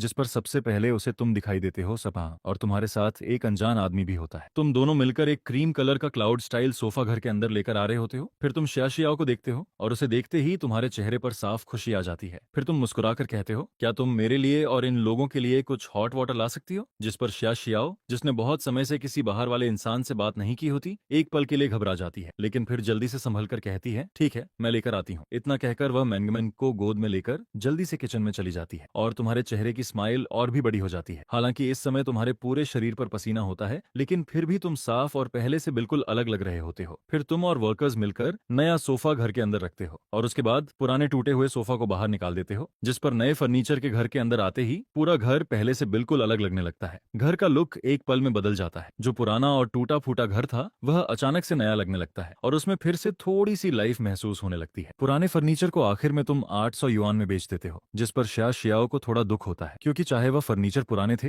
लेकिन अभी भी ठीक थे। सिर्फ 800 युआन बेचना सच में बहुत ज्यादा नुकसान था, लेकिन इस समय उसे इससे भी ज्यादा यह जानने की क्यूरियोसिटी होती है कि तुम्हारे पास इतना पैसा आया कहां से, क्योंकि उसके हिसाब से इस घर में अब तक तो पैसे लगभग खत्म हो जाने चाहिए थे। वर्कर्स को भेजने के बाद तुम फिर से एक बड़ा बैग लेकर लिविंग रूम में वापस आते हो। तुम अपने किए हुए काम को देखकर काफी सेटिस्फाइड होते हो, क्योंकि जो लिविंग रूम पहले बहुत छोटा और खाली लगता था अब वह अचानक से भर गया होता है। क्या अब इसमें थोड़ा घर जैसा फील नहीं आता? इतना कहकर तुम अपने हाथ का बैग नए कॉफी टेबल पर रख देते हो। उधर किचन में खड़ी माँ बेटी अब भी वहीं चुपचाप खड़ी होती हैं। इस समय मैंगमैन को शिया शियाओ ने नीचे उतार दिया होता है। वह अपनी माँ के पैरों को पकड़कर खड़ी होती है और क्यूरियोसिटी से बार बार नए घर को देखती रहती है। साफ दिख रहा होता है कि वह घर में आई इन नई चीजों को ध्यान से देख रही है, जिस पर तुम्हारे चेहरे पर स्माइल आ जाती है। तुम्हारी आंखें खुशी से छोटी हो जाती हैं और तुम्हें अचानक एक अचीवमेंट जैसा फील होता है। फिर तुम कॉफी टेबल पर रखे बड़े बैग में हाथ डालते हो और उसमें से एक बड़ा पिंक टॉय निकालकर टेबल पर रख देते हो, लेकिन तुम्हारी नजरें लगातार मैंगमैन पर ही होती हैं और जैसा तुमने सोचा था, टॉय देखते ही मैंगमैन की आंखें अचानक उसकी तरफ खिंच जाती हैं। वह टॉय को लगातार देखती रहती है और धीरे से एक कदम आगे बढ़ाती है। उसका एक छोटा हाथ अब भी शीप वाले डॉल को पकड़े होता है, जबकि दूसरा हाथ शिया शियाओ के कपड़े को पकड़े रहता है। वह थोड़ा आगे झुकती है, जैसे साफ देखना चाहती हो कि तुम्हारे हाथ में आखिर कैसा सा टॉय है जिस पर तुम उसकी तरफ हाथ हिलाते हो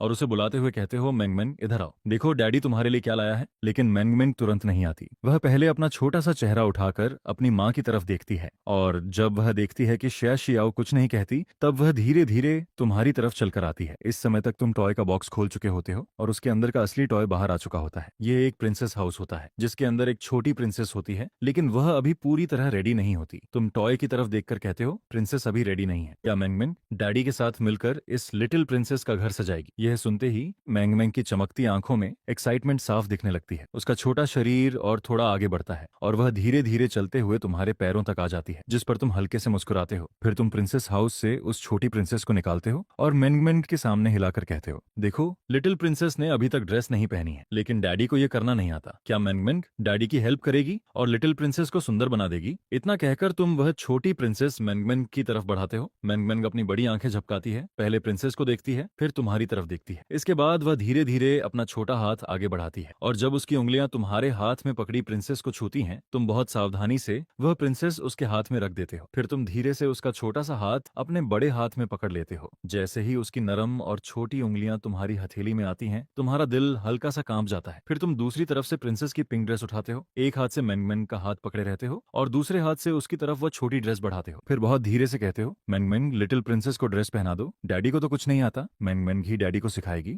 मैंगमैंग तुम्हारे हाथ की गर्माहट महसूस करती है। उसे लगता है डैडी के हाथ मॉम के हाथों से भी ज्यादा गर्म है। फिर वह सामने की लिटिल प्रिंसेस को देखती है और उसके बाद तुम्हारी तरफ देखती है। अगले ही पल वह अचानक हंस पड़ती है। डैड कितने स्टूपिड हैं, मैंगमैंग डैडी को सिखाएगी। इतना कहते ही उसके छोटे छोटे सफेद दांत दिखाई देने लगते हैं। वह पूरी तरह तुम्हारे पास तुम्हारी टांग के सहारे खड़ी होती है। फिर वह तुम्हारे हाथ से वह छोटी ड्रेस लेती है और बहुत सीरियसली लिटिल प्रिंसेस को पहनाने लगती है, जिस पर तुम भी हंस देते हो और सच में उसकी बात मानकर उससे सीखने लगते हो कि लिटिल प्रिंसेस को ड्रेस कैसे पहनाते हैं। उस पल यह छोटा सा कमरा अचानक बहुत वार्ममय महसूस होने लगता है। उधर साइड में खड़ी शिया शियाओ किचन के दरवाजे के पास चुपचाप यह सब देख रही होती है। उसके सामने का यह सीन बिल्कुल किसी खूबसूरत सपना जैसा लगता है, जिस पर उसकी आंखें धीरे धीरे भरने लगती हैं। ज्यादा देर नहीं लगती और मैंगमैंग तुम्हारे साथ मिलकर प्रिंसेस को सजाने में लग जाती है। तभी तुम अचानक ऊपर देखते हो और किचन के दरवाजे के पास खड़ी शिया शियाओ पर नजर जाती है। उसने हल्के ब्लू कलर की वह शर्ट पहनी होती है जिसका रंग अब कई बार धुलने की वजह से फीका पड़ चुका होता है, लेकिन उसे देखते ही तुम्हारी आंखें अचानक रुक जाती हैं, क्योंकि तुम्हें अचानक याद आता है यह एक पेरेंट चाइल्ड आउटफिट था जिसे मैंगमैंग के दूसरे बर्थडे पर शिया शियाओ ने चुपके से खरीदा था। लेकिन बाद में जब पुराने वाले आदमी को इसके बारे में पता चला, तब उसने शिया शियाओ को बहुत मारा था और उसका फोन भी बेच दिया था। ये सब याद आते ही तुम अचानक चुप हो जाते हो। फिर अगले ही पल तुम तेजी से उठते हो और सीधे बाथरूम की तरफ भागते हो, जिस पर तुम बाथरूम में जाकर जोर जोर से उल्टी करने लगते हो। अब तुम्हें समझ आता है कि अगर किसी इंसान के अंदर थोड़ी भी ह्यूमैनिटी हो तो इस आदमी के किए हुए कामों को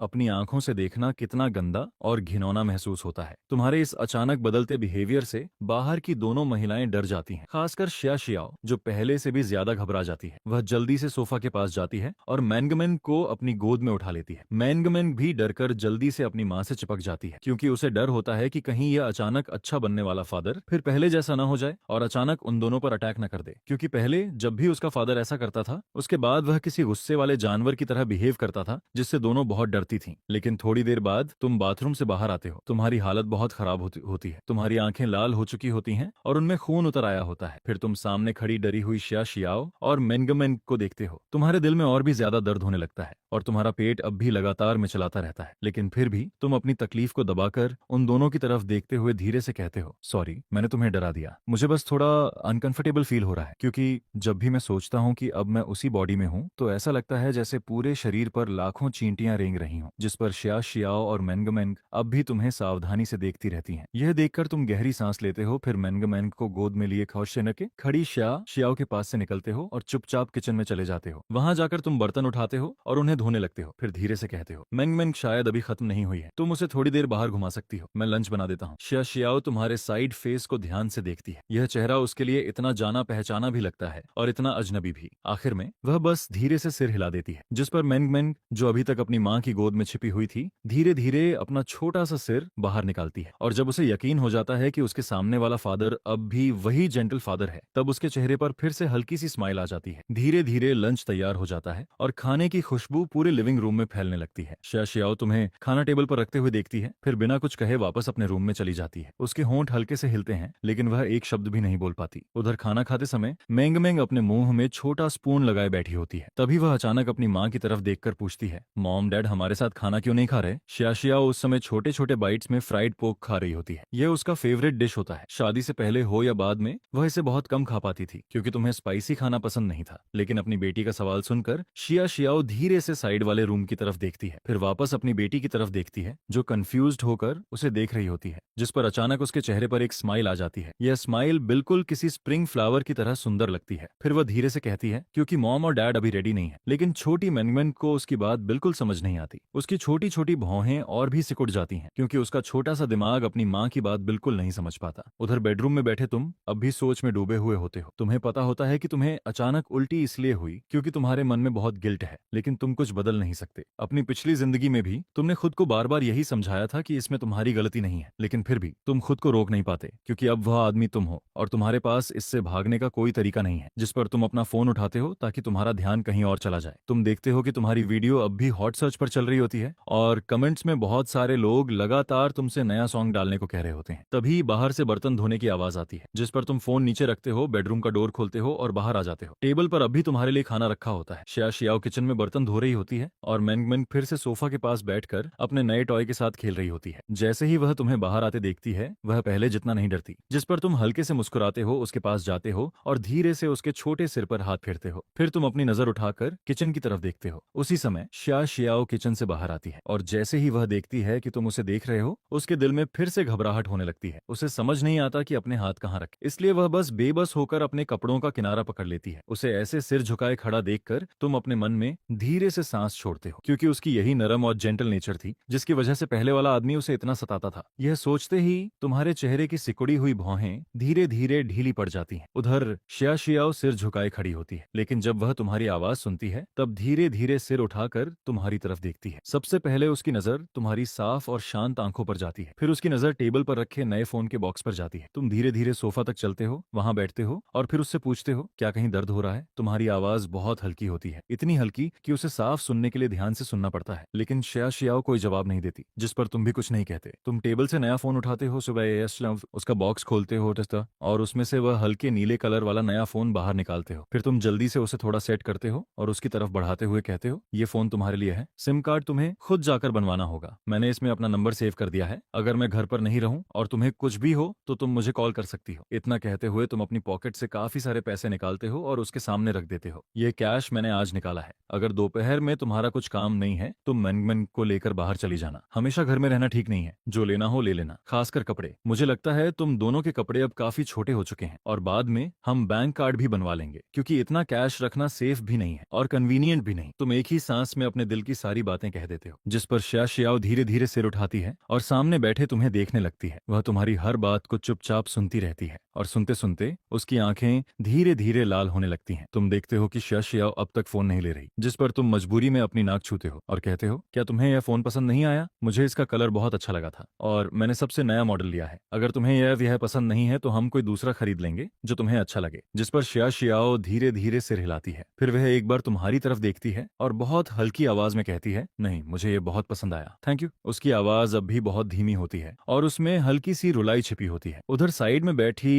मेंगमेंग भी इस समय अपना टॉय नीचे रख देती है। फिर वह क्यूरियोसिटी से अपना छोटा सा सिर आगे बढ़ाती है और अपनी माँ के हाथ में पकड़े नए फोन को देखने लगती है। जिस पर शियाशियाओ अपना हाथ उठाती है और धीरे से मेंगमेंग के सिर को सहलाने लगती है। तुम बहुत देर से एक गर्म पानी से बात लेना चाहते हो, लेकिन आज शियाशियाओ और मेंगमेंग काफी देर तक लिविंग रूम में ही रहती हैं, जिस पर तुम्हें इस समय शॉवर लेना बहुत ऑकवर्ड फील होता है, इसलिए तुम थोड़ा उदास होकर वापस बाथरूम में चले जाते हो। धीरे धीरे शाम के 5 बज जाते हैं और बाहर का मौसम आखिर थोड़ा ठंडा होने लगता है। उधर शियाशियाओ कुछ देर तक सोफा पर बैठी रहती है, फिर आखिर में वह टेबल पर रखे पैसे उठाती है, मेंगमेंग का हाथ पकड़ती है और घर से बाहर निकल जाती है। मेंगमेंग बहुत लंबे समय से बाहर नहीं गई होती है। उसे बाहर खेलना बहुत पसंद होता है, लेकिन उसकी माँ उसे पहले कभी बाहर नहीं ले जाती थी क्योंकि डैड उन्हें बाहर जाने नहीं देता था। इसलिए इस बार बाहर निकलते ही वह बहुत ज्यादा खुश दिखाई देती है। वह एक हाथ में अपना शीप वाला डॉल पकड़ती है और दूसरे हाथ से अपनी माँ का हाथ पकड़ती है। फिर वह पूरे रास्ते उछलती कूदती चलती है और उसकी बड़ी बड़ी गोल आंखें हर चीज को क्यूरियोसिटी से देखती रहती हैं। उसके लिए बाहर की हर चीज बिल्कुल नई और एक्साइटिंग होती है। लेकिन शियाशियाओ उतनी खुश नहीं होती। उसके कदम अनअवेयरली तेज होने लगते हैं। वह रास्ते पर आने जाने वाले लोगों को देखती है और अचानक खुद को उनसे छोटा फील करने लगती है, खासकर अपने और मेंगमेंग के कपड़ों को देखकर जो अब उन दोनों को ठीक से फिट भी नहीं आते। मॉल ज्यादा दूर नहीं होता। शियाशियाओ को याद होता है कि सिर्फ 2 सड़क पार करने के बाद ही वह पहुंच जाएगी, लेकिन वहां पहुंचकर उसे लगता है कि सिर्फ 2 साल में ही यह मॉल पहले से काफी बदल चुका है। अब वह पहले से ज्यादा सुंदर और अच्छे से डेकोरेट किया गया होता है। जैसे ही वह अंदर जाती है उसे एक फोन स्टोर दिखाई देती है। बाहर एक बोर्ड लगा होता है जिस पर सिम कार्ड का साइन भी बना होता है। शियाशियाओ एक पल के लिए रुकती है, फिर मेंगमेंग का हाथ पकड़कर अंदर चली जाती है। स्टोर के अंदर काफी लोग होते हैं और सभी क्लर्क्स अपने अपने काम में लगे होते हैं, जिस पर बहुत समय से किसी से बात न करने वाली शियाशियाओ दरवाजे के पास खड़ी होकर एक पल के लिए चुप हो जाती है। लेकिन तभी एक फीमेल क्लर्क उन्हें देख लेती है। वह खुद आगे आती है, पहले मेंगमेंग के सिर पर हाथ फेरती है, फिर मुस्कुराकर कहती है, यह छोटी बच्ची कितनी प्यारी है, क्या आप फोन लेने आई हैं? यह सुनते ही किसी के मेंगमेंग की तारीफ करने पर शियाशियाओ के चेहरे पर भी हल्की स्माइल आ जाती है। फिर वह धीरे से सिर हिलाकर कहती है, नहीं, मेरे पास फोन है, मुझे सिर्फ सिम कार्ड बनवाना है, क्या यहाँ बन जाएगा? जिस पर फीमेल क्लर्क मुस्कुराते हुए उसे अंदर काउंटर तक ले जाती है और कहती है, हाँ बिल्कुल, यहाँ हमारे पास कई पैकेज हैं, आप इनमें से कोई भी चुन सकती हैं। लेकिन उससे पहले क्या मैं पूछ सकती हूँ कि आपका फोन कौन से ब्रांड का है? अगर वह हमारी कंपनी का हुआ तो सिम कार्ड पर डिस्काउंट भी मिल जाएगा। डिस्काउंट का नाम सुनते ही शियाशियाओ की आंखें चमक उठती हैं। वह जल्दी से अपनी पॉकेट से फोन निकालती है और फीमेल क्लर्क को दिखाते हुए पूछती है, क्या यह चलेगा? यह शायद आपकी ही कंपनी का है और इसे आज सुबह ही खरीदा गया है। फोन देखते ही फीमेल क्लर्क तुरंत पहचान जाती है, क्योंकि यही वह नया मॉडल होता है जो सुबह ही बिक गया था। जिस पर वह तुरंत समझ जाती है कि यह माँ बेटी सुबह वाले हैंडसम गाय की वाइफ और बच्ची हैं। लेकिन फिर वह दोनों को ध्यान से देखती है और उसे यह थोड़ा अजीब लगता है, क्योंकि दोनों के कपड़े बहुत पुराने और छोटे होते हैं। वह मन ही मन सोचती है, क्या सुबह वाला आदमी अपनी वाइफ और बेटी के साथ अच्छा बिहेव नहीं करता? लेकिन वह कुछ पूछती नहीं। उसके चेहरे पर अब भी स्माइल होती है। फिर वह एक्साइटमेंट से कहती है, ओह, तो सुबह फोन खरीदने वाले हैंडसम गाय आपके हस्बैंड हैं, आप कितनी लकी हैं, और ये तो हमारा सबसे नया फोन है। अगर आपके पास ये है तो आप इस वाला पैकेज ले सकती हैं। इसमें 100 रिचार्ज करने पर 100 फ्री मिलेगा और 600 मिनट्स की फ्री कॉलिंग भी मिलेगी। जिस पर वह फिर से बहुत गर्मजोशी से शियाशियाओ को सब समझाने लगती है। और इस बार जिस इंसान की वह इतनी सर्विस कर रही होती है वह तुम नहीं बल्कि शियाशियाओ होती है। शियाशियाओ थोड़ी घबराई हुई हालत में पैसे देती है, सिम कार्ड बनवाती है और फिर स्टोर से बाहर निकल आती है। लेकिन बाहर आने के बाद भी उस फीमेल क्लर्क की एक्साइटेड आवाज उसके दिमाग में घूमती रहती है। वह लगातार यही कह रही थी कि तुम बहुत अच्छे आदमी हो। जिस पर शियाशियाओ मन ही मन सोचती है, अगर इतना अच्छा आदमी है तो तुम ही उसे अपने घर ले जाओ। सिम कार्ड बनवाने के बाद शियाशियाओ एक बैंक भी जाती है। वहां वह नया बैंक कार्ड बनवाती है और तुम्हारे दिए हुए सारे पैसे उसमें जमा कर देती है। सिम कार्ड के पैसे निकालने के बाद भी उसके पास 4,900 युआन बचते हैं, क्योंकि तुमने उसे पूरे 5,000 युआन दिए होते हैं। बैंक से बाहर निकलते समय उसके हाथ में नया फोन और बैंक कार्ड दोनों होते हैं। वह सामने की ऊंची ऊंची बिल्डिंग्स को देखती है और अचानक उसे लगता है जैसे वह सच में जिंदा है। अब अगर वह चाहे तो वह मेंगमेंग को लेकर यहाँ से जा सकती है। उसके पास इतने पैसे हैं कि वह कोई काम ढूंढ सकती है, खुद और अपनी बेटी को पाल सकती है और शायद अपने सपनों को भी फिर से पूरा करने की कोशिश कर सकती है। तभी उसके कानों में मेंगमेंग की छोटी सी आवाज आती है, मॉम मॉम, क्या मेंगमेंग आइसक्रीम खा सकती है? जिस पर शियाशियाओ तुरंत पीछे मुड़ती है। मेंगमेंग अब भी उसका हाथ पकड़े खड़ी होती है, लेकिन उसकी गोल आंखें सामने थोड़ी दूर खड़े आइसक्रीम वाले पर टिकी होती हैं और उसके मुंह के कोने से तो जैसे पानी भी निकलने वाला होता है। यह देखकर शियाशियाओ अचानक मुस्कुरा देती है। उसकी स्माइल इस बार बहुत ब्राइट और खूबसूरत होती है। फिर वह धीरे से कहती है, हाँ, लेकिन सिर्फ एक ही खाना है, नहीं तो बाद में पेट में दर्द होगा। जिस पर मेंगमेंग खुश होकर अपनी माँ का हाथ और कसकर पकड़ लेती है और फिर माँ बेटी दोनों पहली बार इतने समय बाद बाहर का यह छोटा सा खुशी वाला पल एंजॉय करती हैं। उधर तुम बहुत पहले ही नहा चुके होते हो और तुम्हें बिल्कुल नहीं पता होता कि बाहर गई शियाओ शायद अब वापस आना ही ना चाहे। नहाने के बाद तुम डिनर बनाने की तैयारी करने लगते हो। तुम्हें डर होता है कि अगर नूडल्स अभी बना दिए तो बाद में उनका टेस्ट खराब हो जाएगा, इसलिए तुम पहले बाकी डिशेस बनाकर टेबल पर रख देते हो, फिर नूडल्स काटकर चॉपिंग बोर्ड पर रख देते हो ताकि बाद में जल्दी से बना सको। इसके बाद तुम वापस लिविंग रूम में आते हो, सोफा पर बैठ जाते हो, अपना फोन उठाते हो और इंटरनेट पर सर्च करने लगते हो। अगर बच्चा खाना नहीं खाता तो क्या करना चाहिए? तुम सोचते हो अगर वह शरारत करे, मारपीट करे तब भी ठीक है, लेकिन इतनी क्यूट, इतनी समझदार बच्ची वह खाना कैसे नहीं खा सकती? और इतनी प्यारी बच्ची को देखकर तुम तो उसकी उंगली तक छूने से डरते हो। इसी तरह फोन चलाते चलाते तुम्हें थोड़ी नींद आने लगती है। तभी तुम्हारी हल्की सी झपकी लग जाती है। फिर अचानक तुम ऊपर टाइम देखते हो, शाम के 7 बज चुके होते हैं, जिस पर तुम तुरंत सीधा बैठ जाते हो। अभी तक वे दोनों वापस क्यों नहीं आई? यह सोचते ही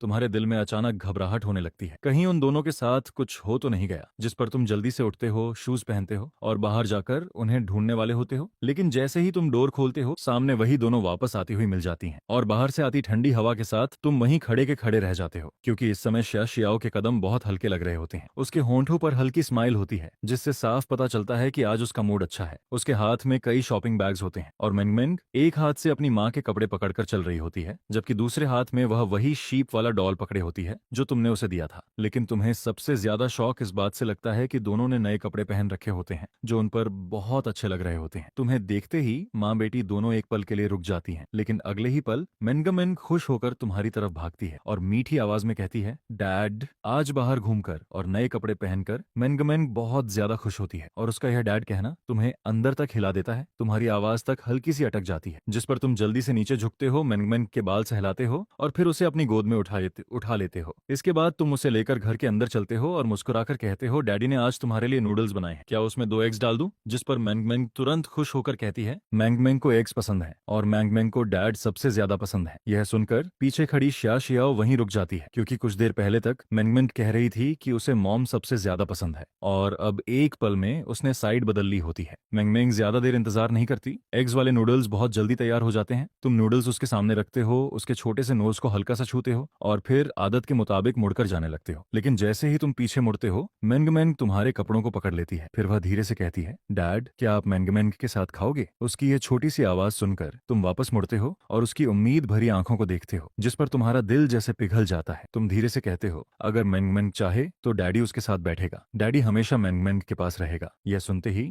मैंगमेंग बहुत खुश हो जाती है। वह अपने पास वाली चेयर पर हाथ मारती है और तुम्हें वहां बैठने के लिए कहती है, जिस पर तुम अपनी नाक छूते हो और थोड़े ऑकवर्ड एक्सप्रेशन के साथ किचन में जाकर एक और बाउल नूडल्स लेकर आते हो। फिर तुम मैंगमेंग के पास बैठ जाते हो। उसके एक तरफ मॉम बैठी होती है और दूसरी तरफ डैड, जिस पर मैंगमेंग और भी ज्यादा खुशी से खाना खाने लगती है। वह इतना अच्छे से खाती है कि पूरा एक बाउल नूडल्स खत्म कर देती है। फिर भी वह और खाना चाहती है, लेकिन शिया शियाओ डरती है कि कहीं उसका पेट खराब ना हो जाए, इसलिए वह उसे और खाने नहीं देती। इसके बाद बस तुम और मैंगमेंग साथ बैठे खेलते रहते हो, जबकि शिया शियाओ खाना खत्म करके अकेले वापस किचन में चली जाती है। तुम्हें पता होता है कि शिया शियाओ ने अपने मन में बहुत बड़ा स्ट्रगल किया होगा, क्योंकि अगर तुम उसकी जगह होते तो शायद तुम कभी अपने दुश्मन के साथ एक रूम में भी नहीं रह पाते। नहीं, अगर तुम उसकी जगह होते तो शायद सामने वाले इंसान को जीने भी नहीं देते। यह सोचकर तुम बस चुप हो जाते हो। इसी तरह मैंगमेंग के साथ खेलते खेलते रात के 9 बज जाते हैं। मैंगमेंग को बहुत नींद आ रही होती है। उसका छोटा सा सिर बार बार नीचे गिरता है, लेकिन फिर भी वह सोना नहीं चाहती। इसी दौरान तुम्हें एक और बहुत बड़ी बात समझ आती है। मैंगमेंग अब 3 साल की हो चुकी है, लेकिन उसे अभी तक अपने शूज उतारना भी नहीं आता, जबकि इस उम्र के बच्चे तो नॉर्मली किंडरगार्टन जाने लगते हैं। तुम जानते हो कि इसकी वजह पहले का वह खराब फैमिली एनवायरनमेंट है और ये सब एक दिन में ठीक नहीं होगा, लेकिन फिर भी तुम्हारे दिल में बहुत ज्यादा दर्द होता है। तभी शिया शियाओ बेडरूम से बाहर आती है। वह कुछ नहीं कहती, बस चुपचाप सोफा पर बैठे तुम्हें और मैंगमेंग को देखती रहती है। लेकिन उसकी आंखों में साफ लिखा होता है कि अब मैंगमेंग के सोने का टाइम हो गया है। जिस पर तुम मैंगमेंग को सोफा से उठाते हो, कोई उसके छोटे से फेस को किस करते हो और मुस्कुराकर कहते हो, मैंगमेंग अब सोने का टाइम हो गया है, क्या डैडी कल फिर तुम्हारे साथ खेलेगा? यह सुनकर मैंगमेंग की आधी बंद आंखें थोड़ा खुल जाती हैं। वह पहले तुम्हारी तरफ देखती है, फिर अपनी माँ की तरफ देखती है और अगले ही पल वह अपना छोटा सा चेहरा तुम्हारी गर्दन में छिपा लेती है और धीरे से कहती है, मैंगमेंग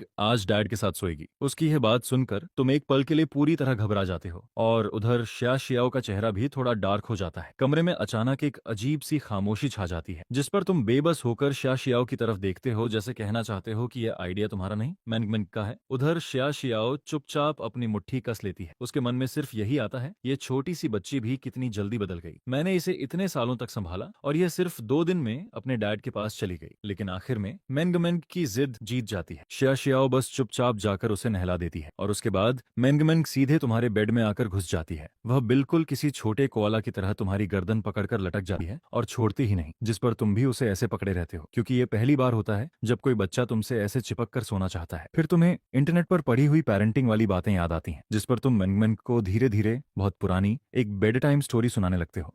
एक बहुत खूबसूरत देश है। राजा की 2 बहुत प्यारी बेटियां हैं। उनमें से एक का नाम एल्सा है। मैंगमेंग बहुत ज्यादा खुश थी। वो गहरी नींद में सो गई। एक सुबह मैंगमेंग अभी भी सो रही थी। तुम जल्दी उठ गए। अगले ही पल तुमने अपनी आंखें मल लीं, जैसे तुम्हें यकीन ही नहीं हो रहा था। लिविंग रूम में चाय पर लगी ऑइंटमेंट गायब हो गई थी और तुम्हारी आंखें धीरे धीरे चमकने लगी। उसके चेहरे पर एक राहत भरी मुस्कान आ गई। आज तुम खुश मूड में घर से बाहर निकले। नहाने और खाना बनाने में तुमने कुल मिलाकर 2 घंटे से ज्यादा लगा दिए। नाश्ता बनाने के बाद आज एक और काम था, अपनी बेटी को उठाने के लिए बुलाना। मैंगमेंग तुम्हारी नरम आवाज से जाग गई। उसने अपनी नींद भरी आंखें मली और फिर जैसे ही उसने तुम्हें देखा, उसके चेहरे पर एक प्यारी सी स्माइल धीरे धीरे आ गई और उस छोटे से बच्चे ने अपने 2 नरम हाथ फैला दिए। तुमने तुरंत अपना हाथ बढ़ाया और उसे प्यार से उठा लिया। फिर उसे वो नए कपड़े पहनाए जो तुमने कल ही खरीदे थे, और उसके बाद उसे लेकर बाहर मुंह हाथ धुलाने चले गए। वीडियो में तुमने बच्चों का ध्यान रखना सीख लिया था, लेकिन थ्योरी तो थ्योरी ही होती है। अब थोड़ी देर संभालने के बाद तुम्हें समझ आ गया कि ये कितना मुश्किल है। उस छोटे बच्चे का शरीर बहुत नाजुक था, तुम जोर लगाने की हिम्मत नहीं कर रहे थे,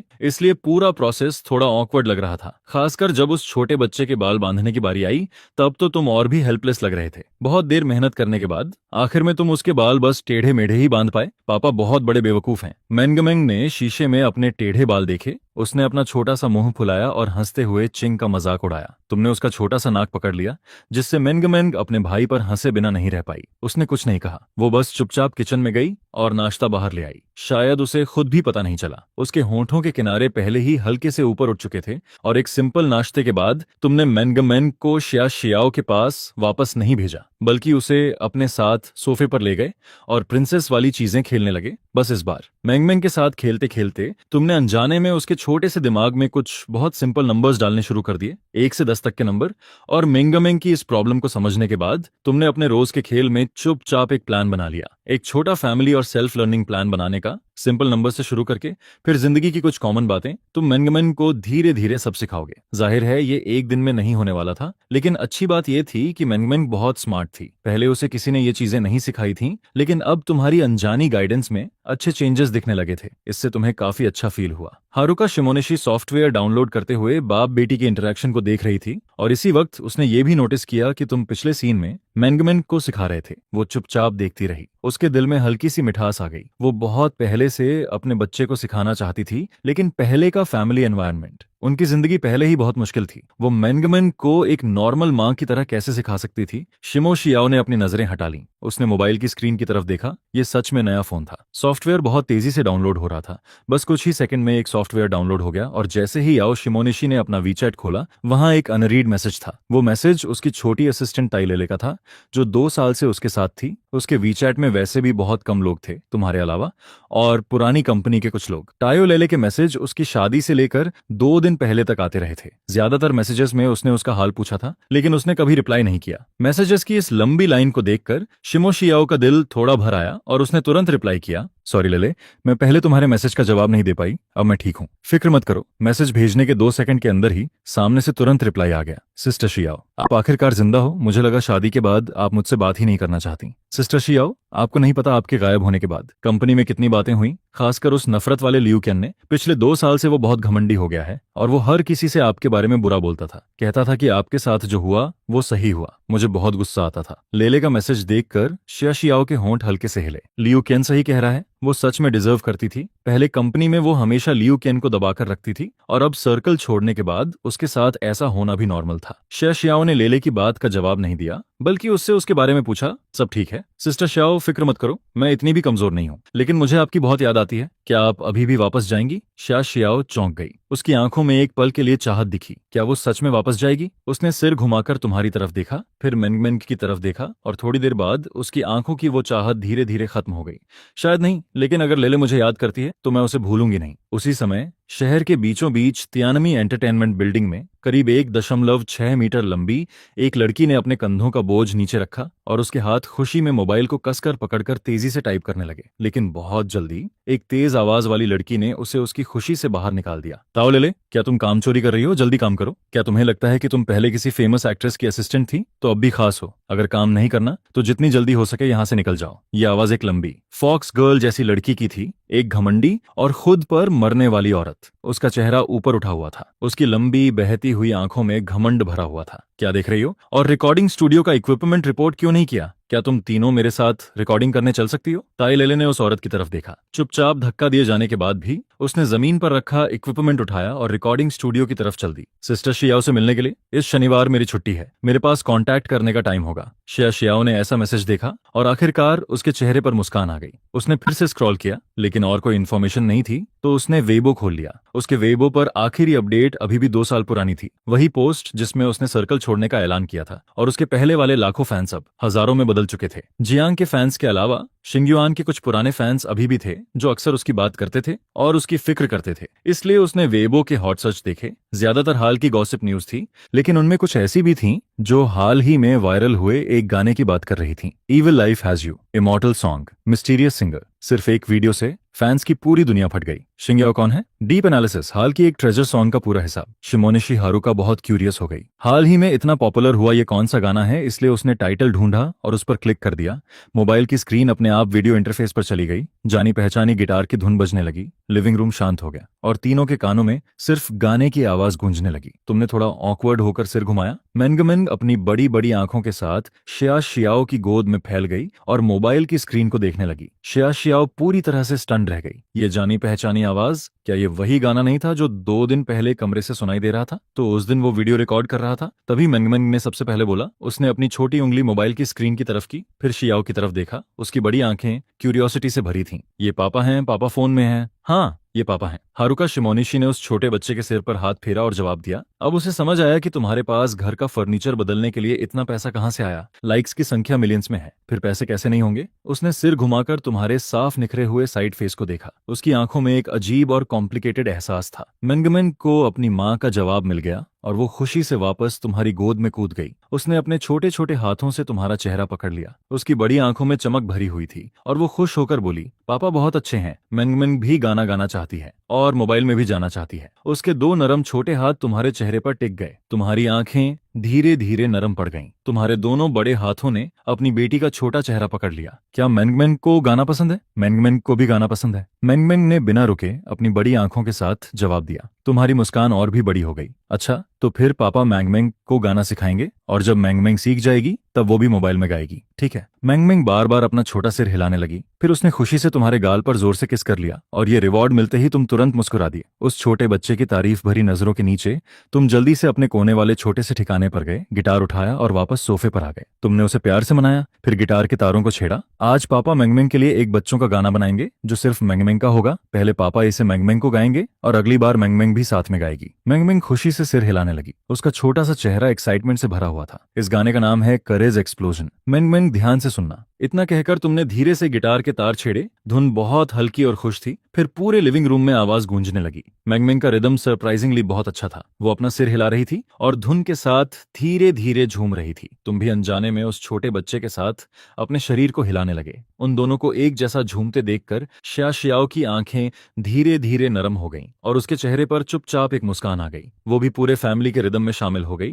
पहली बार पूरा परिवार खुशी के समंदर में डूबा हुआ था। इस पल ऐसा लग रहा था जैसे पूरा लिविंग रूम भी गा रहा हो। और मेंगमेंग ने अपनी छोटी मुट्ठी कस ली, फिर एकदम से सुपर ही मैन जैसा पोज बना लिया। तभी तुमने भी अपने हाथ का गिटार नीचे रख दिया, छोटे बच्चे की तरफ वैसा ही जेस्चर किया, फिर अपनी उंगली बढ़ाकर प्यार से मेंगमेंग के माथे को छुआ। मेंगमेंग सीधे तुम्हारी गोद में कूद गई और उसके छोटे छोटे हाथों ने तुम्हारी गर्दन को कसकर पकड़ लिया। पापा, मेंगमेंग को ऐसे वाले पापा पसंद है। आप पहले जैसे वापस मत बनना, ठीक है? मेंगमेंग की कमजोर सी आवाज तुम्हारे कानों में गूंजी। तुमने हल्का सा मुंह खोला और अचानक तुम्हारी आंखों में नमी भर आई। तुमने मेंगमेंग को अपनी गोद में कसकर पकड़ लिया और अपना चेहरा उसके कपड़ों में छुपा लिया। हाँ, पापा अब कभी वैसे नहीं बनेंगे। तुम्हारी आवाज भारी हो गई थी और कंधे हल्के से कांप रहे थे। शिया शियाओ इस वक्त तुम्हारा चेहरा नहीं देख पा रही थी, लेकिन वो जानती थी कि इस समय तुम्हारी आंखों में आंसू हैं और फिर भी तुम्हारे चेहरे पर मुस्कान है। वो जानती थी कि पुराने दिन अब कभी वापस नहीं आएंगे, कभी भी नहीं। तुमने सबसे पहले अपने इमोशन संभाले, गिटार को अपने पास रखा और मेंगमेंग को अपनी गोद में बैठा लिया। अच्छा, मेंगमेंग ने बहुत जल्दी मान लिया और उसके बाद का समय उन दोनों के सीखने का टाइम बन गया। पूरी सुबह लिविंग रूम में उन दोनों की गाने की आवाज गूंजती रही। बस फर्क इतना था कि वो जो करती थी वो साफ तौर पर तुम्हारी स्किल जितना अच्छा नहीं था, लेकिन इस फैमिली का माहौल तुम्हें खाना खाते वक्त बहुत अच्छा फील करा रहा था। यही तो वैसी मेंगमेंग थी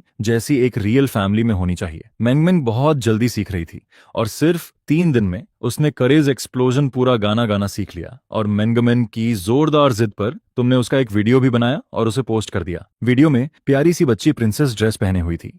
उसके सिर पर बो था। उसका छोटा सा शरीर म्यूजिक के साथ झूम रहा था। वो इतनी क्यूट लग रही थी और शूट करते वक्त तुम्हारे चेहरे पर मुस्कान थी। तुम्हारा चेहरा पूरा यही कह रहा था, ये मेरी बेटी है। मेरा प्रॉड सुंडेरे एक्सप्रेशन। साइड में बैठी शिया शियाओ ये सब देख रही थी। शिया शियाओ ने अनजाने में तुम्हारा चेहरा देखा और वो हंसी रोकते रोकते लगभग नाराज हो गई। उसने पहली बार तुम्हें इस तरह देखा था और तुम्हारे अंदर ऐसा साइड भी हो सकता है। पिछले 3 दिनों में तुम्हारे अच्छे बिहेवियर की वजह से शिया शियाओ का रिश्ता तुम्हारे साथ काफी नरम हो गया था। कम से कम अब शिया शियाओ खुद से तुमसे 2-4 बातें कर लेती थी। किसी ने नहीं सोचा था कि शिनयाओ अकाउंट का दूसरा वीडियो भी एक गाना निकलेगा और वो गाना भी ओरिजिनल होगा और इतना अच्छा भी होगा। शियाओली ने ये वीडियो सबसे पहले देख लिया और पूरा वीडियो देखने के बाद उसने बिना बिना सोचे सबसे बड़ा लाइक दे दिया। इतनी प्यारी सी बच्ची, इतना अच्छा गाना। श्याओली के चेहरे पर मुस्कान आ गई और उसका पूरा मुंह खुशी से खुल गया। उसके तुरंत बाद हॉट सर्च फिर से एक्सप्लोड हो गया। तुम्हारे आसपास का स्टॉर्म अभी पूरी तरह खत्म भी नहीं हुआ था और इस नए तूफान ने पहले ही सब उड़ा दिया। इस वीडियो की पॉपुलैरिटी और भी तेजी से बढ़ी। सिर्फ एक दोपहर में लाइक्स की संख्या 5 मिलियन तक पहुंच गई। कमेंट्स की संख्या तो और भी क्रेजी थी, जिसकी वजह से रात में तुम्हें अपना मोबाइल फिर से म्यूट करना पड़ा। तुम मैंगमैन के साथ सोफे पर बैठे थे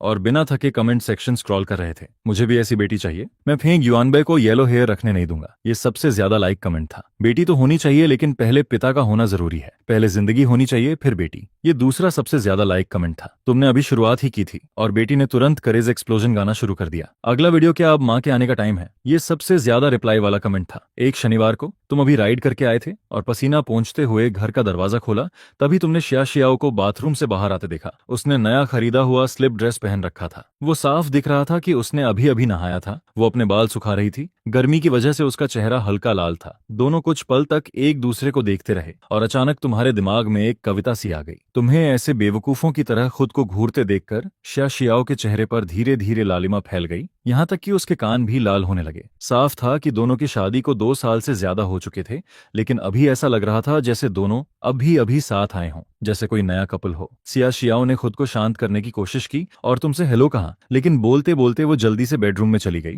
तुमने बस छोटा सा जवाब दिया। सिया शियाओ ने कुछ नहीं कहा और वो भी वापस बेडरूम में भाग गई। तुमने बेबस होकर मुस्कुराया, अपने दिमाग से बेकार के ख्याल निकाले और बाथरूम में चले गए, नहाया, खाना बनाया और फिर मैंगमैन को उठाने चले गए। Daily 3 piece set. जब तुमने बेडरूम का दरवाजा खोला, मैंगमैन अभी भी सो रही थी। कुछ दिनों की अच्छी खाने पीने और नींद की वजह से मैंगमैन का चेहरा पहले से काफी ज्यादा हेल्दी लग रहा था। हालांकि वो अभी भी पतली थी, लेकिन उसका पूरा मूड और हालत आंखों से ही बेहतर लग रही थी। तुम बिस्तर के किनारे बैठ गए और थोड़ी देर उसे देखते रहे, फिर झुककर प्यार से उसकी छोटी सी नाक पकड़ ली। मैंगमैन, उठो, खाना खाना है। बिस्तर पर पड़ी वो छोटी सी बच्ची धीरे धीरे आंखें खोलने लगी और जैसे ही उसने तुम्हें देखा, उसके होंठों के किनारे अपने आप ऊपर उठ गए। फिर उसने धीरे से अपना छोटा हाथ बढ़ाया और तुम्हारी गर्दन पकड़ ली। पापा, तुम मुस्कुराए, उसे गोद में उठाया, बेडरूम से बाहर आए और उसे वॉश बेसिन के सामने वाले स्टूल पर बैठा दिया। पिछले 2 दिनों से वो छोटी बच्ची खुद ही अपना चेहरा धो रही थी और दांत साफ कर रही थी। तुम उसके पास खड़े थे, उसके लिए टूथपेस्ट निकाल रहे थे, टॉवेल दे रहे थे और बाकी चीजें संभाल रहे थे। मैंगमैन बहुत स्मार्ट थी। तुमने उसे सिर्फ 2 दिन सिखाया था और उसने ये स्किल सीख ली। इसी समय शिया शियाओ भी बेडरूम से बाहर आई। उसके पीछे के लंबे बाल ऊपर बांधे हुए थे,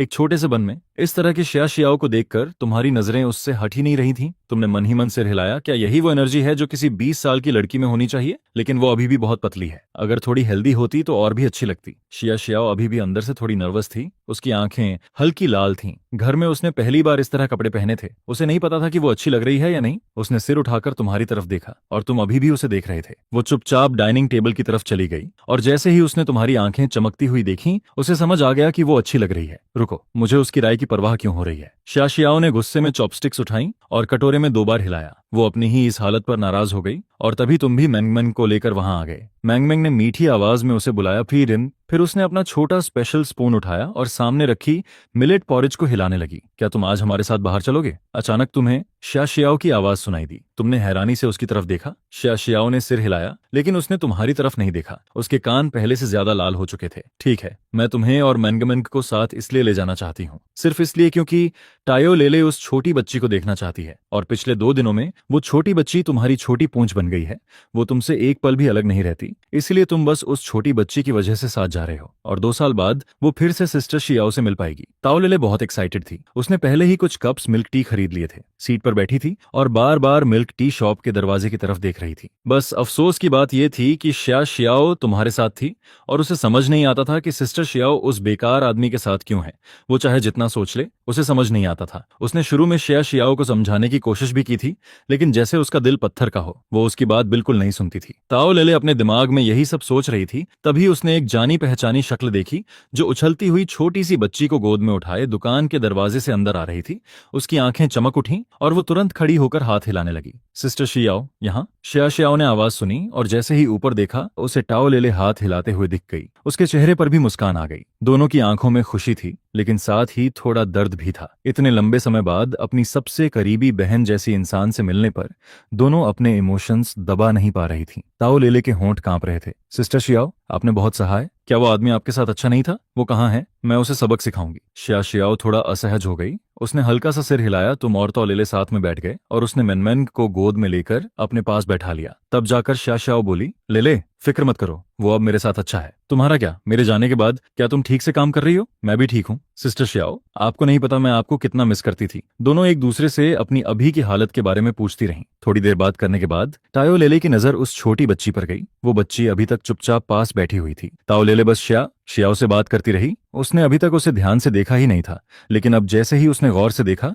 उसकी आंखें चमक उठीं। ये बच्ची बिल्कुल सिस्टर श्याओ जैसी लगती है, खासकर उसकी बड़ी और स्मार्ट आंखें एक नजर में ही किसी का दिल जीत लें। ताओ लेले ये कहते हुए अपनी सीट से उठी, उस छोटी बच्ची के सामने बैठ गई। उसने हाथ बढ़ाकर उसके गाल को छुआ, फिर उसकी भौहें हल्की सिकुड़ गईं। ये बच्ची भी सिस्टर श्याओ की तरह बहुत पतली है। ताओ लेले के दिल में अब और ज्यादा गुस्सा भर गया। उसे पूरा यकीन था कि वो बेकार आदमी सिस्टर श्याओ और बच्ची के साथ अच्छा नहीं था। वो जितना सोचती उतना ही गुस्सा आता, और अब वो तुमसे सामने बैठकर सवाल करना चाहती थी, इसलिए उसने सिर उठाकर श्याओ की तरफ देखा। सिस्टर श्याओ, आपने कहा था वो भी आएगा, वो कहाँ है? श्याओ भी ताओ लेले की तुम्हारे लिए दुश्मनी महसूस कर सकती थी, लेकिन उसे समझ नहीं आ रहा था कि क्या कहे। अब उस नरम और बदल चुके इंसान के लिए उसके दिल में थोड़ा डर भी था। उसे डर था कि कहीं बच्ची डर न जाए, इसलिए ताओ लेले बस ठंडी आवाज में हूं करके वापस अपनी सीट पर बैठ गई। लेकिन अंदर ही अंदर वो दांत भींच रही थी, जैसे तुम्हें मार ही देना चाहती हो। सिस्टर श्याओ, ताओ लेले कुछ कहने ही वाली थी, लेकिन अचानक वो रुक गई। उसकी आंखें धीरे धीरे बड़ी हो गईं और वो मिल्क टी शॉप के दरवाजे की तरफ देखने लगी। श्याओ भी चौंक गई। उसके चेहरे पर और ज्यादा परेशानी आ गई। उसे लगा तुम आ गए हो और इससे लेले और ज्यादा नाराज हो जाएगी। वो मुड़कर देखने ही वाली थी, तभी पीछे से एक हल्की सी तीखी आवाज आई, तुम्हारे पास अभी भी मिल्क टी पीने का टाइम है? मैंने जो काम दिया था वो खत्म हो गया क्या? लियू क्यान, तुम्हारी कोई हद नहीं है, आज छुट्टी का दिन है। ताओ लेले का चेहरा गुस्से से खराब हो गया, जैसे कोई छोटी बिल्ली गुस्से में फुफकार रही हो। श्याओ मुड़ी और तब उसने साफ देखा कि सामने लियू क्यान खड़ी थी, वही लड़की जो पहले उसी कंपनी में उसके साथ थी और वो भी सिंगर वाली लाइन में थी। अरे ये तो सिस्टर श्याओ है ना? सिस्टर श्याओ घर पर नहीं बैठी, अपने सीधे साधे रिकवरी वाले ग्रुप में नहीं है। लेले को ढूंढने बाहर आ गई,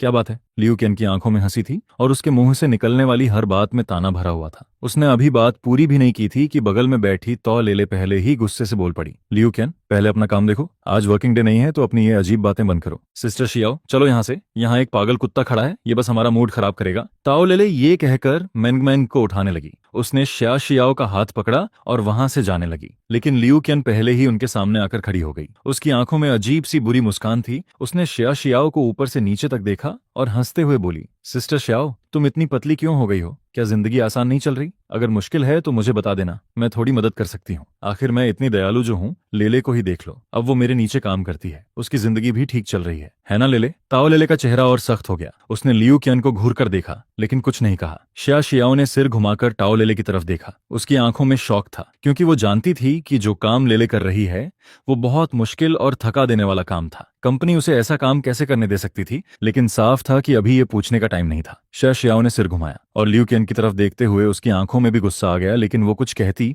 उससे पहले ताओ लेले बोल पड़ी, मेरा कंपनी के साथ कॉन्ट्रैक्ट इस महीने के आखिर में खत्म हो रहा है और तब मैं खुद रिजाइन कर दूंगी। मुझे बस उम्मीद है कि कुछ लोग जितना ऊपर चढ़ते हैं उतना ही बुरा गिरते हैं। अगर सिस्टर श्याओ वापस आ गई तो शायद कुछ लोगों को रात में सपने में भी डर लगेगा। लियू क्यान ये सुनकर एक पल के लिए रुक गई। उसके दिल में सच में श्याओ का डर था। आखिर पहले 1.5 साल तक श्याओ ने उसे पूरी तरह दबाकर रखा था।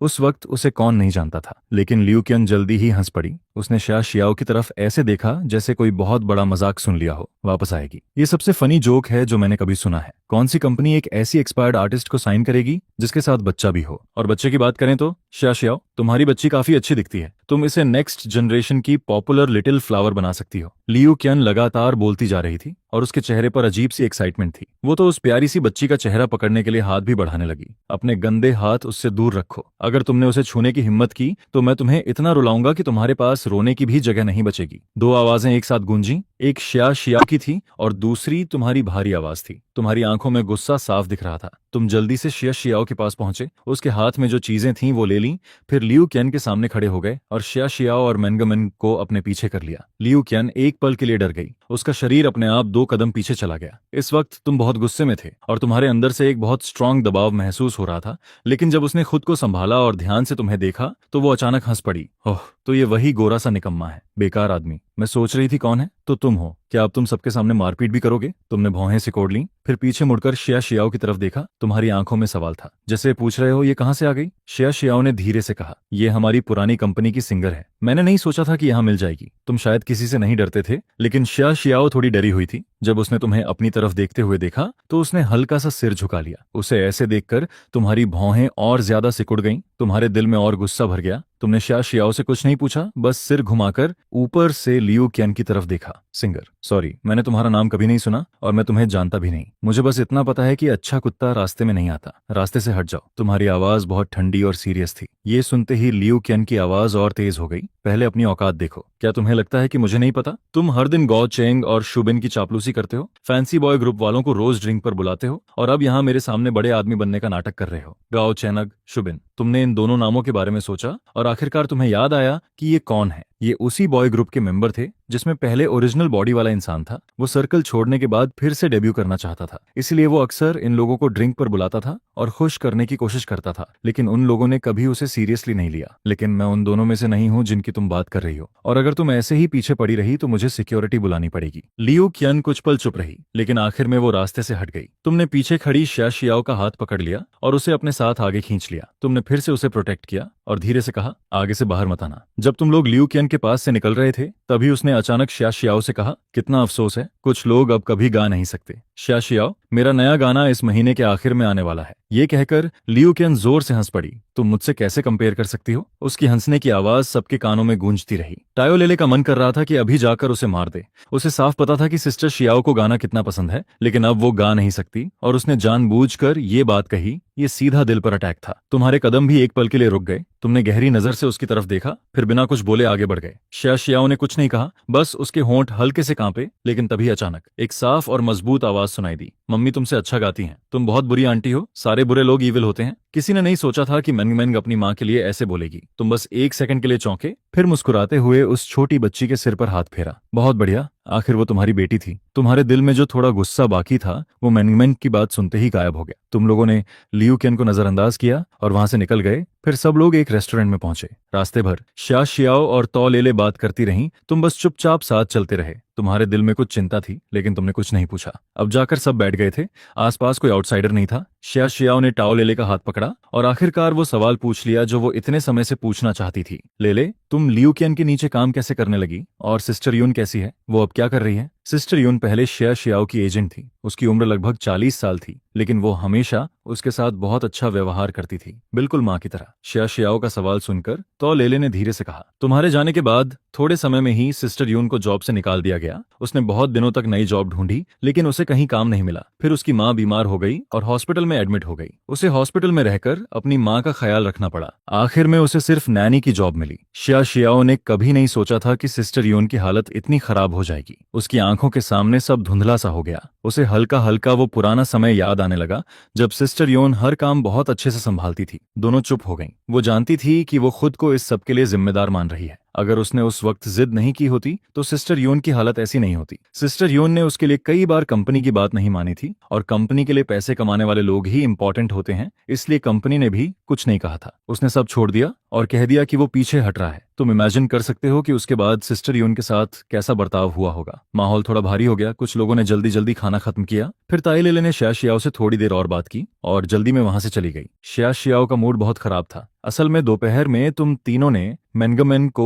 एम्यूजमेंट पार्क ले जाने का प्लान बनाया था, लेकिन अब उसका बिल्कुल मन नहीं था। तुम उसका मूड महसूस कर सकते थे। तुम कुछ कहना चाहते थे, लेकिन आखिर में कुछ नहीं बोले। असल में तुम समझ ही नहीं पाते थे कि शुरुआत में शिया शियाओ ने तुमसे शादी क्यों की थी, जैसे उस पर कोई मैजिक हो गया हो। पुराना वाला इंसान नहीं समझ पाया और तुम भी नहीं समझ पाए। शिया शियाओ घर जाना चाहती थी। वो अकेले थोड़ी देर रहना चाहती थी, लेकिन जब उसने मेंगमेन की उम्मीद भरी आंखें देखी, मेंगमेन को दुखी नहीं करना चाहती थी, इसलिए आखिर में तुम तीनों फिर भी अम्यूजमेंट पार्क पहुंच गए। छोटी बच्ची बहुत खुश थी। वो पहली बार अम्यूजमेंट पार्क आई थी। उसने तुम्हारा हाथ पकड़ा और एक्साइटमेंट में अंदर भागने लगी। उसने शिया शियाओ का हाथ भी पकड़ लिया। उसे नहीं पता था कि भविष्य में जब भी मेंगमेन अम्यूजमेंट पार्क की पहली ट्रिप को याद करेगी, उसे दुख महसूस होगा। परिवार ने सबसे पहले कैराउसल राइड की, फिर कुछ और राइड्स खेले। देखते देखते शाम हो गई और अम्यूजमेंट पार्क की रंग बिरंगी लाइट्स भी जल गईं। आखिरी राइड फेरिस व्हील थी। तुम मेंगमेंग को गोद में लेकर शिया शियाओ के साथ अंदर बैठे। तब तक मेंगमेंग तुम्हारी गोद में ही सो चुकी थी। फेरिस व्हील धीरे धीरे ऊपर जा रहा था और नीचे की रंग बिरंगी बिल्डिंग्स छोटी होती जा रही थीं। तुम नहीं जानते थे कि शिया शियाओ भी पहली बार एम्यूजमेंट पार्क आई थी और पहली बार फेरिस व्हील पर बैठी थी। उसकी आंखें केबिन के बाहर क्यूरियोसिटी से देख रही थीं। उसकी आंखों में चमक थी। वो बाहर देख रही थी और तुम उसे देख रहे थे। शायद उसने तुम्हारी नजर महसूस कर ली। उसके कान धीरे धीरे लाल होने लगे। उसने चुपके से तुम्हारी तरफ देखा। तुमने पहले कभी उसकी ऐसी नजर नहीं देखी थी और तुम उससे नजरें नहीं हटा पाए। फेरिस व्हील की लाइट्स उसके चेहरे पर पड़ रही थीं और तुम्हें अचानक लगा कि वो बहुत खूबसूरत लग रही है। फेरिस व्हील अभी भी धीरे धीरे ऊपर जा रहा था। तभी अगले ही पल कैसल के चारों कोनों से एक साथ फायरवर्क्स आसमान में फूट पड़े और उन फायरवर्क्स की रोशनी में तुमने शिया शियाओ के चेहरे पर पहली बार दिल से निकली हुई मुस्कान देखी। वो मुस्कान सच में दिल से थी। तुम कुछ पल के लिए चुप रह गए। इस वक्त फेरिस व्हील सबसे ऊपर पहुंच गया था। फायरवर्क्स और साफ दिख रहे थे और शिया शियाओ का चेहरा और भी खूबसूरत लग रहा था। तुम्हें अब पहले जितना डरने की जरूरत नहीं है। तुम्हारी आवाज फायरवर्क्स की आवाज में बहुत हल्की थी। शिया शियाओ को साफ सुनाई नहीं दिया। उसने सवाल भरी नजरों से तुम्हारी तरफ देखा। तुमने उसकी तरफ नहीं देखा, बस बाहर आसमान में फायरवर्क्स को देखते हुए धीरे से कहा, तुम बहुत ज्यादा जेंटल हो। ये ठीक नहीं है। लोग तुम्हें हर्ट करेंगे। तुम्हें पहले जितना डरने की जरूरत नहीं है। मैं जानता हूँ तुम गाना गाना चाहती हो, ये भी मैं जानता हूँ। और भी बहुत सी चीजें हैं जो तुम करना चाहती हो। फिक्र मत करो, मेंगमेंग का ध्यान मैं रख लूंगा। शिया शियाओ एकदम चुप हो गई। तुमने सिर घुमाया और देखा कि उसके चेहरे पर आंसुओं की 2 लाइनें बह रही थीं। उसकी आंखें बिना पलक झपकाए तुम्हें देख रही थीं। उसकी आंखों में जो दर्द था, जो शिकायत थी और जो कॉम्प्लिकेटेड फीलिंग्स थीं,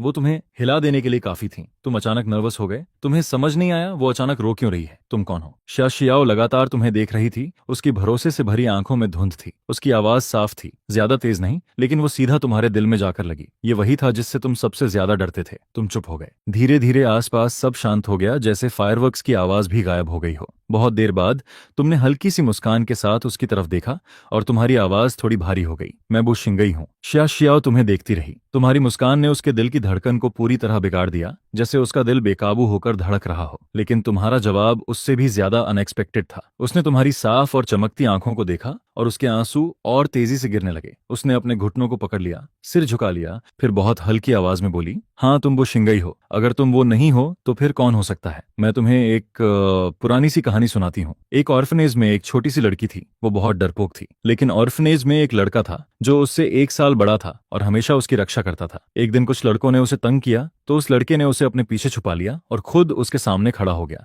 उसने उस छोटी लड़की को बिल्कुल हर्ट नहीं होने दिया। उस छोटी लड़की की नजर में वो उससे 1 साल बड़ा लड़का उसकी पूरी दुनिया था। लेकिन उसके बाद वो लड़का गायब हो गया। फिर बहुत साल बाद जब वो लड़की बड़ी हुई तो उसने उस लड़के को दोबारा देखा और उसने उसी से शादी कर ली जैसे वो हमेशा चाहती थी। अब उसे आखिरकार एक बात समझ आ गई थी। शिया शियाओ ने सिर उठाया। उसके चेहरे पर आंसू थे और वो बहुत अकेली और दुखी लग रही थी। उसने आखिरकार अपने दिल का राज बोल दिया। कोई भी उसे कभी समझ नहीं पाया था और सब लोग हमेशा उसे गलत ही समझते रहे थे। सिर्फ वही थी जो हमेशा यकीन करती थी कि तुम इसके लायक हो। लेकिन आखिर में नतीजा इतना बुरा निकला, उसने न जाने कितनी बार पछतावा किया, जब तक कि अब तुम सामने नहीं आए। उसने तुमसे पूछा, तुम कौन हो? तुमने कहा, मैं गो शेनय, तो मैं गो शिंगई हूँ। उसके लिए बस इतना ही काफी था। तुम्हारी आंखों में नरमी और संतोष था और अचानक तुम्हें शियाओ का दिल समझ आने लगा। तुम्हारी आंखों में प्यार और टेंडरनेस देखकर शिया शियाओ अब खुद को रोक नहीं पाई और सीधे तुम्हारी गोद में आ गई। मेनमेंग तो पहले से ही तुम्हारी गोद में थी। उसने अपनी जगह कोई और लेते देखा तो हल्की सी आवाज निकाली और उसी में मेनमेंग की नींद खुल गई। उसने नींद भरी आंखों से देखा कि उसकी मम्मी उसकी जगह पर है। छोटी बच्ची बस एक पल के लिए रुकी, फिर खुश होकर एक हाथ से तुम्हें और दूसरे हाथ से अपनी मां को पकड़ लिया और दोनों के गालों पर किस कर दिया। आज मेंगमेंग के लिए सबसे अच्छा दिन था। तुमने अपनी गोद में बैठी दोनों खूबसूरत लड़कियों को देखा और अचानक तुम्हें लगा कि अब कुछ भी मायने नहीं रखता। जिंदगी सही दिशा में जा रही है, बस इतना ही काफी है। लेकिन कुछ प्लान्स बदलने पड़ेंगे। धीरे धीरे फायरवर्क्स खत्म होने लगे। फेरिस व्हील भी धीरे धीरे नीचे आने लगा। शिया शियाओ मेनमेन को गोद में लेकर आगे चल रही थी और तुम पीछे पीछे चल रहे थे। तुमने शिया शियाओ को देखा जो अब फिर से पहले जैसी थोड़ी ठंडी हो गई थी और तुमने हल्का सा अपनी नाक छुई। ऐसा लग रहा था जैसे वो अचानक फिर से तुमसे दूरी बनाने लगी हो। शिया शियाओ बहुत नर्वस थी, यहाँ तक कि मेंगमेन को पकड़ने वाला उसका हाथ भी थोड़ा कस गया था। उसे लग रहा था कि उसके कान और गाल अभी भी गर्म हैं। वो अब भी थोड़ी देर पहले तक तुम्हारी गोद में थी और बिल्कुल एक छोटी लड़की की तरह तुम्हारी गोद में छुप रही थी। उसे ये सब याद आते ही बहुत शर्म आने लगी। उसे पक्का लग रहा था कि तुम मन ही मन उस पर हंस रहे हो। जब वो फेरिस व्हील से उतरी थी उसने तुम्हारे चेहरे पर छुपी हुई मुस्कान देख ली थी। ये सोचते ही वो और तेजी से चलने लगी। वो आधी भाग रही थी और आधी चल रही थी। तुम्हें समझ नहीं आया कि अचानक इस औरत में इतनी एनर्जी कहां से आ गई। तुम्हें उसके पीछे चलने के लिए हल्का दौड़ना पड़ा। जब तक तुम लोग एम्यूजमेंट पार्क के गेट तक पहुंचे तब भी शियाओ नहीं रुकी। आखिर में तुम्हें उसे आवाज लगानी पड़ी, क्या तुम पैदल ही घर जाने वाली हो? यहाँ टैक्सी ले लेते हैं। शियाओ जाकर सड़क के किनारे रुक गई, लेकिन उसने तुम्हारी तरफ नहीं देखा। उसे और ज्यादा लग रहा था कि तुम पीछे खड़े होकर उस पर हंस रहे हो, और ये सोचकर उसे और शर्म आ रही थी। बहुत देर इंतजार करने के बाद आखिर में एक टैक्सी मिली। उसी वक्त तुम्हारे मन में पहली बार कार खरीदने का ख्याल आया। टैक्सी आराम से कम्युनिटी के गेट पर रुकी। तुमने पैसे दिए, मैंगमैन को गोद में उठाया और सबके साथ घर लौट आए। घर आकर तुम मैंगमैन को उसके कमरे में सुलाने ले गए। वो जल्दी ही सो गई। तुम भी जल्दी सो गए, लेकिन शियाओ को नींद नहीं आ रही थी। वो बिस्तर पर लेटी हुई थी, लेकिन जैसे ही आंखें बंद करती, आज अम्यूजमेंट पार्क में जो कुछ हुआ था वही उसके दिमाग में आने लगता। शियाओ ने गुस्से में कंबल खींचकर अपना चेहरा ढक लिया।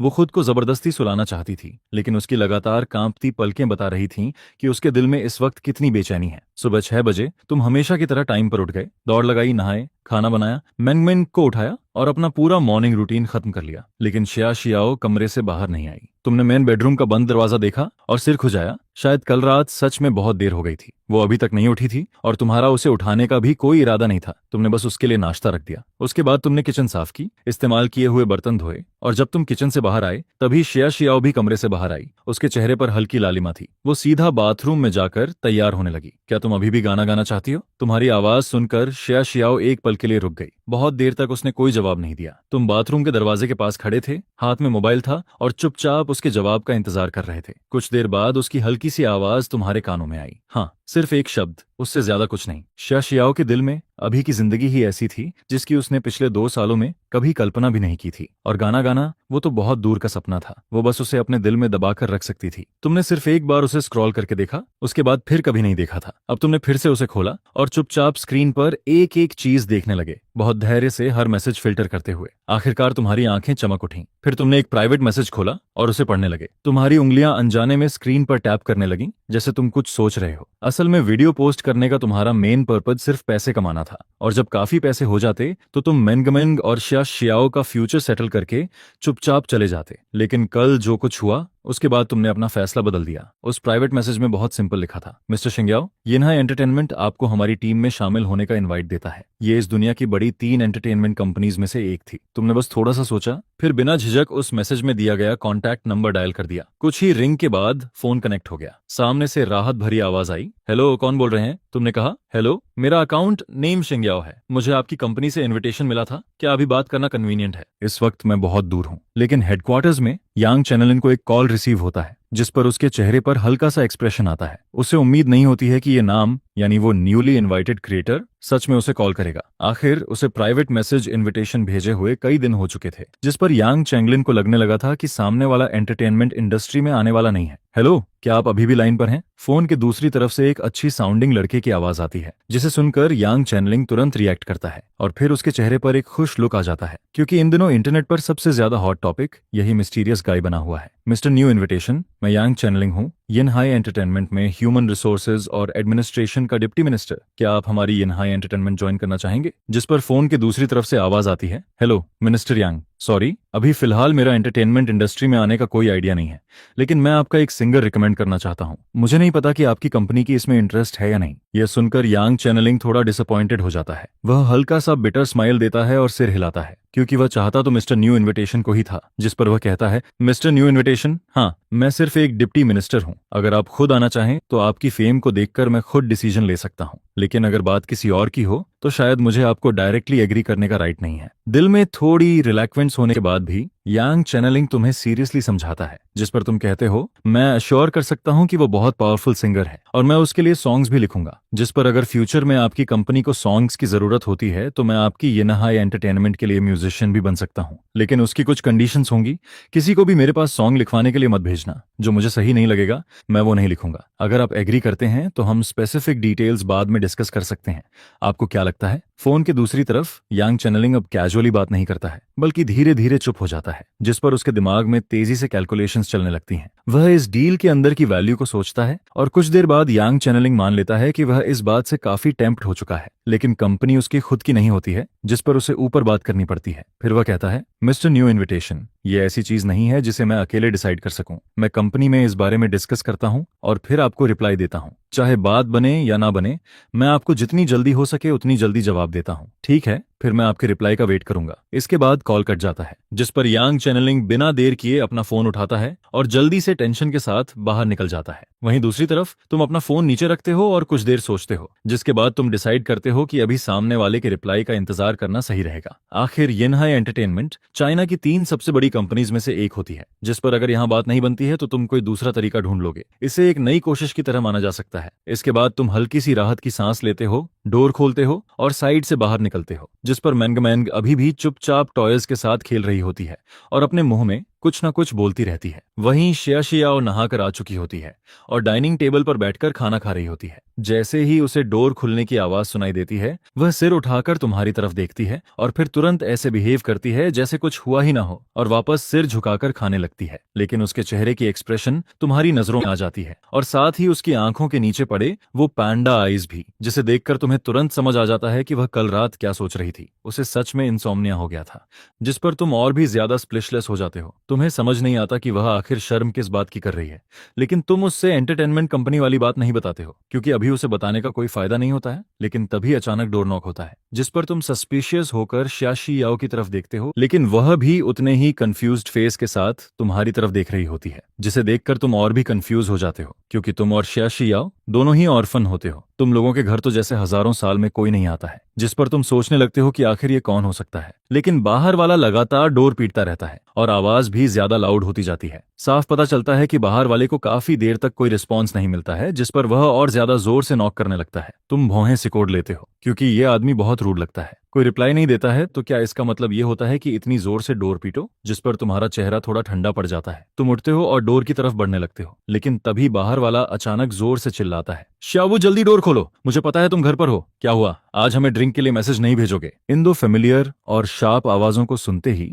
तुम्हारा चेहरा पूरी तरह डार्क हो जाता है। वहीं सियाशी याओ का चेहरा भी और ज्यादा पेल पड़ जाता है, जिस पर वह भौहें सिकोड़कर डोर की तरफ घूरने लगती है। वहीं मेंगमेंग अपना छोटा टॉय छोड़कर तुरंत सियाशी याओ की गोद में भागकर चली जाती है क्योंकि बाहर की लाउड नॉकिंग उसे डरा देती है। यह देखकर तुम्हारा चेहरा और भी ज्यादा डार्क हो जाता है। इतने दिनों से तुम बड़ी मुश्किल से मेंगमेंग को संभाल रहे थे, उसे प्यार से बहला रहे थे, और अब ये दोनों आकर उसे फिर से डरा देते हैं, जिस पर तुम्हारे मन में सिर्फ एक ही बात आती है, ये बिल्कुल भी माफ करने लायक नहीं है। इसके बाद तुम डोर खोलते हो और जैसे ही सामने देखते हो, वहां तुम्हारे पुराने बॉय बैंड के 2 मेंबर खड़े होते हैं, गाओ चेनग और शुबिंग। उन दोनों के चेहरे पर एक फेक सी स्माइल होती है, जिस पर वो तुम्हारे ऊपर से झांक कर घर के अंदर देखने की कोशिश करते हैं, लेकिन तुम उन्हें ब्लॉक कर देते हो। शाबू, तुमने इतनी देर से डोर क्यों खोला? क्या तुम हमारा वेलकम नहीं कर रहे हो? उन्हें देखते ही तुम्हारा मन करता है कि सीधे उनके चेहरे पर पंच मार दो, क्योंकि जब से तुम लोग साथ थे तब से ये दोनों लोग हर वक्त तुम्हें ऐसे बुलाते रहते थे। ये सब इसलिए होता है क्योंकि पहले वाले बॉय ग्रुप में ओरिजिनल की फेस वैल्यू सबसे ज्यादा होती है और आखिर में वही ओरिजिनल होता है, जिसकी वजह से ये बॉय ग्रुप डेब्यू कर पाता है। लेकिन जैसे ही उनका नाम खत्म होने लगता है,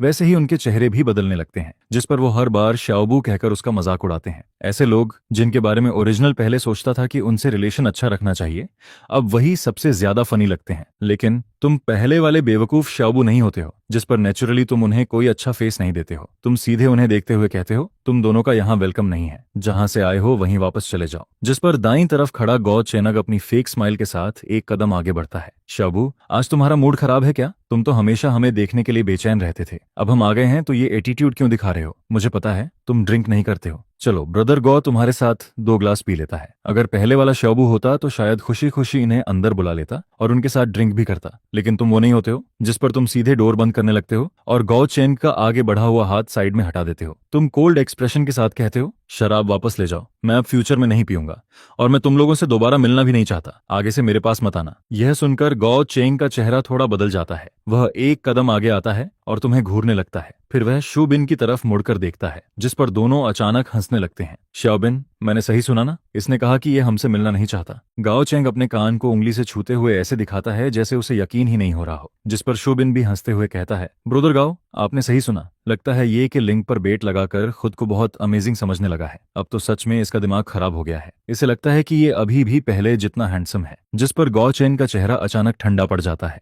वह तुम्हें ऊपर से नीचे तक देखता है और फिर कहता है, तुम अपनी हालत देखो।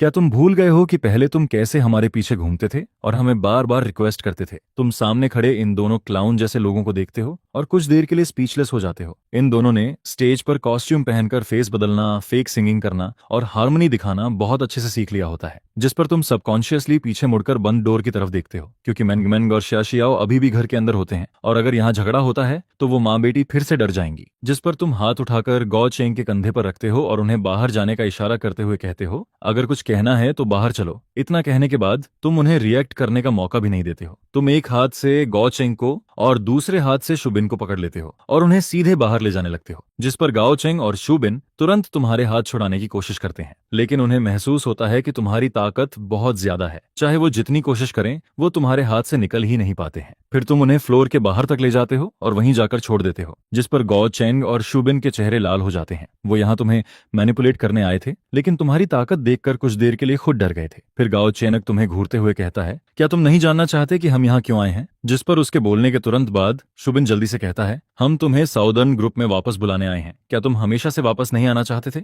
गाओ चैनग और शुबिन देखते हैं कि तुम्हारे चेहरे पर कोई खास रिएक्शन नहीं आता है, लेकिन उनकी आंखों में चालाकी साफ दिखाई देती है। जिस पर वो आगे कहते हैं, तुम हमेशा कहते थे कि शशि याओ ने तुम्हारा फ्यूचर बर्बाद कर दिया। अब हम तुम्हारी हेल्प कर सकते हैं। तुम वापस आ सकते हो, लेकिन तुम्हें शशि याओ को डिवोर्स देना होगा। कैसा है? सिंपल डील है ना? यह सुनकर तुम कुछ सेकंड तक उन्हें देखते रहते हो। तुम्हें सच में समझ नहीं आता कि क्या ये दोनों खुद ही अपने झूठ पर यकीन करने लगे हैं। फिर तुम कोल्ड आवाज में कहते हो, तुम दोनों की बकवास खत्म हो गई हो तो अब यहाँ से निकल जाओ। तुम उन्हें बिल्कुल भी फेस नहीं देते हो, बल्कि पहले से भी ज्यादा सीधे तरीके से मना कर देते हो, जिस पर दोनों के चेहरे और ज्यादा लाल हो जाते हैं। वो ऐसे लगते हैं जैसे कुछ करना चाहते हो, लेकिन तुम्हारी ताकत याद आते ही हिम्मत नहीं कर पाते हैं। फिर तुम हाथ बढ़ाकर गौ चेंग के कंधे पर थपथपाते हो, लेकिन इस बार तुम्हारी पकड़ इतनी टाइट होती है कि उसका चेहरा दर्द से बदल जाता है। जिस पर तुम उसके कान के पास झुककर कहते हो, मुझे पता है कि तुम दोनों यहाँ क्यों आए हो। वापस जाकर अपने मास्टर से कहना कि वो आगे से श्या याओ को परेशान करने की कोशिश ना करे, वरना तुम अपनी बात पूरी नहीं करते हो। बल्कि इतना कहकर सीधा मुड़ जाते हो और वापस घर की तरफ चलने लगते हो। तुम्हारी बैग को देखते हुए गाओ चेनग और शुबिन के चेहरे गुस्से से लाल हो जाते हैं।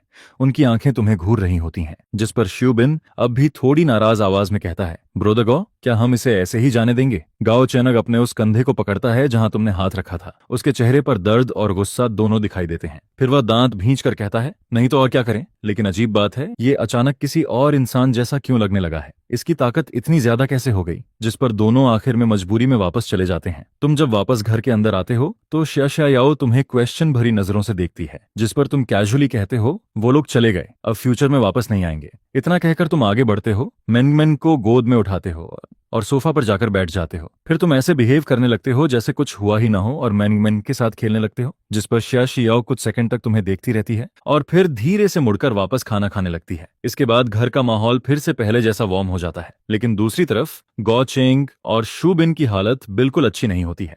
अभी अभी उन्हें तुमसे इंसल्ट मिली होती है और उसके बाद उन्हें लियू केन से भी बुरी तरह डांट पड़ती है, क्योंकि उन्होंने लियू केन से प्रॉमिस किया था कि वो तुम्हें मना लेंगे, लेकिन यहाँ आकर वो सीधे भगा दिए जाते हैं, जिस पर दोनों के दिल में तुम्हारे लिए और ज्यादा नफरत भर जाती है। और फिर शाम को तुम्हारे फोन पर एक कॉल आता है, मिस्टर हारुका शिन, हमने डिस्कस किया है कि आप कंपनी में किसी को रिकमेंड कर सकते हैं, लेकिन ऊपर वालों का कहना है कि फिलहाल आपके पास सिर्फ 2 सॉन्ग्स हैं और उनमें से एक डाइंग चिल्ड्रन सॉन्ग है। गलत मत समझिए, दोनों सॉन्ग्स बहुत अच्छे हैं, लेकिन मैं अभी भी आपकी कंपोजिंग एबिलिटी देखना चाहता हूं। आखिर बिना कंपोज किए ये जानना आसान नहीं है। जिस पर तुम्हें तुरंत समझ आ जाता है कि सिर्फ 2 सॉन्ग्स की वजह से सामने वाला अभी भी तुम्हारी एबिलिटी पर पूरा भरोसा नहीं कर रहा है। कंपोजिंग, हाँ कर सकता हूँ। तुम्हारा जवाब सिंपल और साफ होता है, जिस पर यांग चैंगलिन के दिल में जो टेंशन चल रही होती है वो थोड़ी कम हो जाती है। आज पूरे दिन वह तुम्हारे लिए ऊपर तक बात करता रहा होता है। वह तुम्हारे टैलेंट पर भरोसा करता है, लेकिन ऊपर वालों के मन में अभी भी डाउट होता है। फिर भी आखिर में कंपनी तुम्हें एक मौका देने के लिए रेडी हो जाती है, जिस पर यांग चैंगलिन कहता है,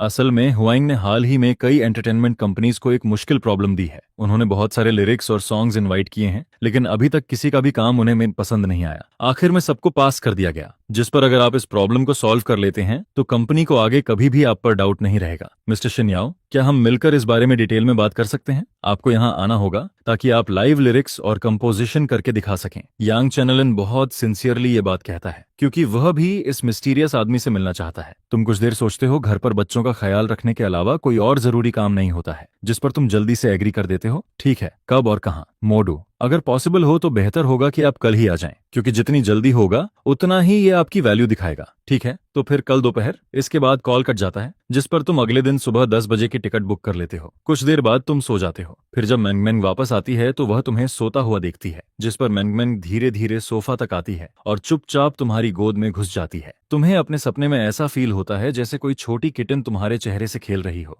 लेकिन कुछ देर बाद तुम्हें सांस लेने में दिक्कत होने लगती है, जिस पर तुम थोड़ा कंफ्यूज्ड होकर आंखें खोलते हो और फिर तुम्हारे कानों में मैंगमैन की खुश हंसी सुनाई देती है। तुम नीचे देखते हो तो पता चलता है कि तुम्हारी प्यारी बेटी अपने छोटे छोटे हाथों से तुम्हारी नाक दबा रही होती है। पापा, खाना खा लो। यह सुनकर तुम मन ही मन मुस्कुरा देते हो। तुम्हें अचानक फील होता है कि ऐसी लाइफ भी काफी अच्छी है। उसी समय रेस्टोरेंट की तरफ से खाने की खुशबू भी आने लगती है, जिस पर तुम्हें और ज्यादा भूख लगने लगती है। फिर शियाओ किचन से बाहर आती है। उसके हाथ में 2 बॉल्स राइस होते हैं। वह तुम्हारी तरफ देखती है और फिर कहती है, तुम अभी तक नहीं उठे थे, इसलिए मैंने खाना बना लिया। जिस पर तुम मैंगमैन को गोद में उठाते हो और टेबल की तरफ चलते हो। टेबल पर रखा खाना देखकर तुम्हारी आंखें चमक उठती हैं। खाना पूरा कलर और फ्रेग्रेंस से भरा होता है। तुम तुरंत कहते हो, वाह, मुझे बहुत भूख लगी है। तुम्हारी तारीफ सुनकर शियाओ थोड़ा शय हो जाती है। वह हल्का सा सिर हिलाती है और फिर वापस किचन में जाकर एक और बाउल राइस लेकर आती है। इसके बाद पूरा फैमिली साथ बैठकर खाना खाने लगता है, जिस पर तुम क्रिस्पी मीट का एक छोटा पीस उठाकर मैंगमैन के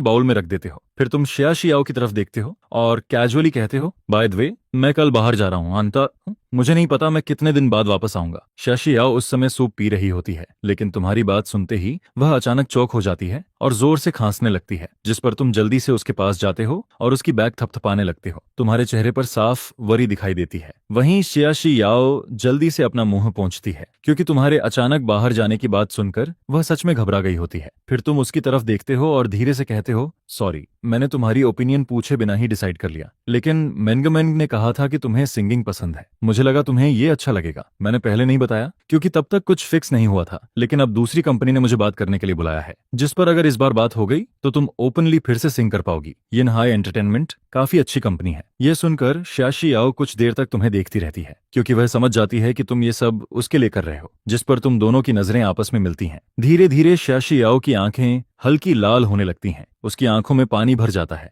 और उसका पूरा एक्सप्रेशन अचानक बहुत सॉफ्ट हो जाता है। उसका ये लुक देखकर तुम्हारे लिए भी उसे देखना मुश्किल हो जाता है, जिस पर तुम थोड़ा सिर झुका लेते हो। फिर शियाओ धीरे से कहती है, मुझे सिंगिंग पसंद है, मुझे बहुत पसंद है, सच में बहुत पसंद है। उसकी आवाज धीरे धीरे और ज्यादा फर्म होने लगती है, क्योंकि उसे सिंगिंग पसंद होती है और वह ताओ लेले और सिस्टर यून की भी हेल्प करना चाहती है, ताकि उन्हें आगे कभी किसी के सामने दबना ना पड़े। जब से वह ताई लेले से मिली होती है, तब से वह हमेशा उनकी चिंता करती रहती है, जिस पर तुम सिर उठाकर उसे देखते हो और हल्का सा स्माइल करते हुए कहते हो, कुछ प्रूव करने की जरूरत नहीं है, अगर तुम्हें पसंद है तो वही काफी है। अगली सुबह तुम जल्दी निकलने के लिए रेडी हो जाते हो। फिर तुम शियाओ की तरफ देखते हो और कहते हो, मैं जल्दी वापस आ जाऊंगा, शायद 1 या 2 दिन में, चिंता मत करना। इसके बाद तुम टैक्सी बुलाते हो और एयरपोर्ट के लिए निकलने लगते हो। जाने से पहले तुम मुड़कर शियाओ की तरफ देखते हो, जिस पर शियाओ धीरे से सिर हिलाती है, लेकिन उसकी आंखों में साफ रिलिक्वांस दिखाई देती है। पहले वह हमेशा तुमसे दूर भागना चाहती थी, लेकिन उसे खुद भी उम्मीद नहीं थी कि सिर्फ कुछ दिनों में उसे तुम्हारे जाने का इतना बुरा लगेगा। आखिर तुम सिर्फ 2 दिन के लिए ही तो जा रहे होते हो, लेकिन उसे ऐसा फील हो रहा होता है जैसे बहुत लंबे समय के लिए दूर जा रहे हो। तुम खुद को काम रखते हो, फिर उसकी तरफ देखना बंद कर देते हो, मुड़ते हो और टैक्सी में बैठ जाते हो। कार धीरे धीरे दूर जाने लगती है, जिस पर रियर व्यू मिरर में दिख रही वो 2 छोटी शैडोज धीरे धीरे और छोटी होती जाती हैं। तुम आंखें बंद कर लेते हो, क्योंकि तुम खुद भी नहीं समझ पाते हो कि तुम्हें कैसा फील हो रहा है। 3 घंटे बाद तुम प्लेन से नीचे उतरते हो, जिस पर तुम्हें तुरंत मोडू की भीड़ और उसका एक्साइटमेंट फील होने लगता है। जियांगचेंग के मुकाबले यहाँ बहुत ज्यादा लोग होते हैं, जिस पर भीड़ के बीच से निकलना भी मुश्किल हो जाता है। तुम बड़ी मुश्किल से लोगों के बीच रास्ता बनाते हुए आगे बढ़ते हो और आखिर में एग्जिट 5 तक पहुंच जाते हो। वहां पहुंचकर तुम राहत की सांस लेते हो और बाहर खड़े होकर सामने देखने लगते हो। तुम्हारे सामने बहुत सारे लोग बोर्ड्स पकड़े खड़े होते हैं, जिस पर तुम भीड़ में अपना नाम ढूंढने लगते हो, क्योंकि आने से पहले तुम्हारी यांग चैनलिंग से बात हो चुकी होती है और उसने कहा होता है कि वह तुम्हें इसी एग्जिट पर लेने आएगी। इसकी वजह से तुम काफी देर तक उसे ढूंढते रहते हो, और फिर आखिरकार तुम्हें एक लंबी वुमन दिखाई देती है जिसने पीच कलर की ड्रेस के ऊपर एक प्रोफेशनल सूट पहना होता है। उसके हाथ में शिंग्याओ का कार्ड होता है जिस पर तुम आगे बढ़कर उसे वेव करते हो। हेलो, क्या आप मिनिस्टर यांग हैं? जिसके जवाब में वह कहती है, मैं शिंग्याओ हूँ। फिर वह हल्का सा अनहैप्पी होकर कहती है, सॉरी तुम्हें इतनी देर वेट करवाया। जिस पर यांग चैनलिंग सामने खड़े इंसान को देखती है और उसकी आंखों में सरप्राइज की एक हल्की सी झलक आती है। फिर यांग चैनलिंग अपने मन में थोड़ा रिग्रेट भी फील करती है, अगर मैं तुम्हें साइन कर पाती तो कितना अच्छा होता। फिर वह कहती है, हेलो, मैं यांग चैनलिंग हूँ, मैं भी अभी अभी आई हूँ। मिस्टर शिंग्याओ, आप सच में काफी यंग हैं। यांग चैनलिंग के चेहरे पर एक प्रोफेशनल स्माइल होती है जिस पर वह धीरे से तुम्हारे साथ हैंडशेक करती है और फिर हाथ छोड़ देती है। इसके बाद वह कहती है, चलो इस तरफ चलते हैं, यहाँ बहुत ज्यादा लोग हैं। मेरी कार अंडरग्राउंड पार्किंग में खड़ी है और अभी हम रेस्टोरेंट जा रहे हैं। पहले कहीं बैठकर कुछ खा लेते हैं, फिर आराम से बात करेंगे। जिस पर तुम सिर हिलाते हो और फिर यांग चैनलिंग के साथ साइड बाय साइड बाहर की तरफ चलने लगते हो। यांग चैनलिंग सच में वर्कप्लेस की बहुत एक्सपीरियंस पर्सन होती है। चलते हुए वह लगातार कोई ना कोई टॉपिक निकालती रहती है जिस पर वह तुमसे बातें करती जाती है। उसने सोचा था कि तुम्हारी उम्र का कोई लड़का शायद ज्यादा बात नहीं कर पाएगा, लेकिन जब वह तुमसे बात करती है तो उसे पता चलता है कि तुम उसके हर टॉपिक के साथ आसानी से चल लेते हो और तुम बाकी यंग लोगों की तरह बिल्कुल भी सिर्फ ऊपर देखकर बात करने वाले नहीं होते। जिस पर यांग चैनलिंग तुम्हें और भी ज्यादा रिस्पेक्ट से देखने लगती है। सच में टैलेंटेड लोग कहीं भी अपना नाम बना लेते हैं, तुम नहीं जानते, लेकिन यांग चैनलिंग फिर से तुम्हारी तरफ देखती है। अगर तुम्हें पता होता तो शायद तुम कुछ बोल ही नहीं पाते। तुम्हारे पास दो तरह की स्किल्स होती हैं और ऊपर से तुम अभी सिर्फ अपनी 50s में ही होते हो। अगर तुम्हारे पास इतनी इमोशनल इंटेलिजेंस ना होती तो शायद तुम सीधा कोई रोप ढूंढ लेते। इसके बाद तुम दोनों कार में बैठ जाते हो। तुम खिड़की के बाहर की बिजी सिटी को देखते रहते हो, जिस पर यांग चैनलिंग बीच बीच में तुम्हें यहाँ की लोकल खासियतों के बारे में बताती रहती है।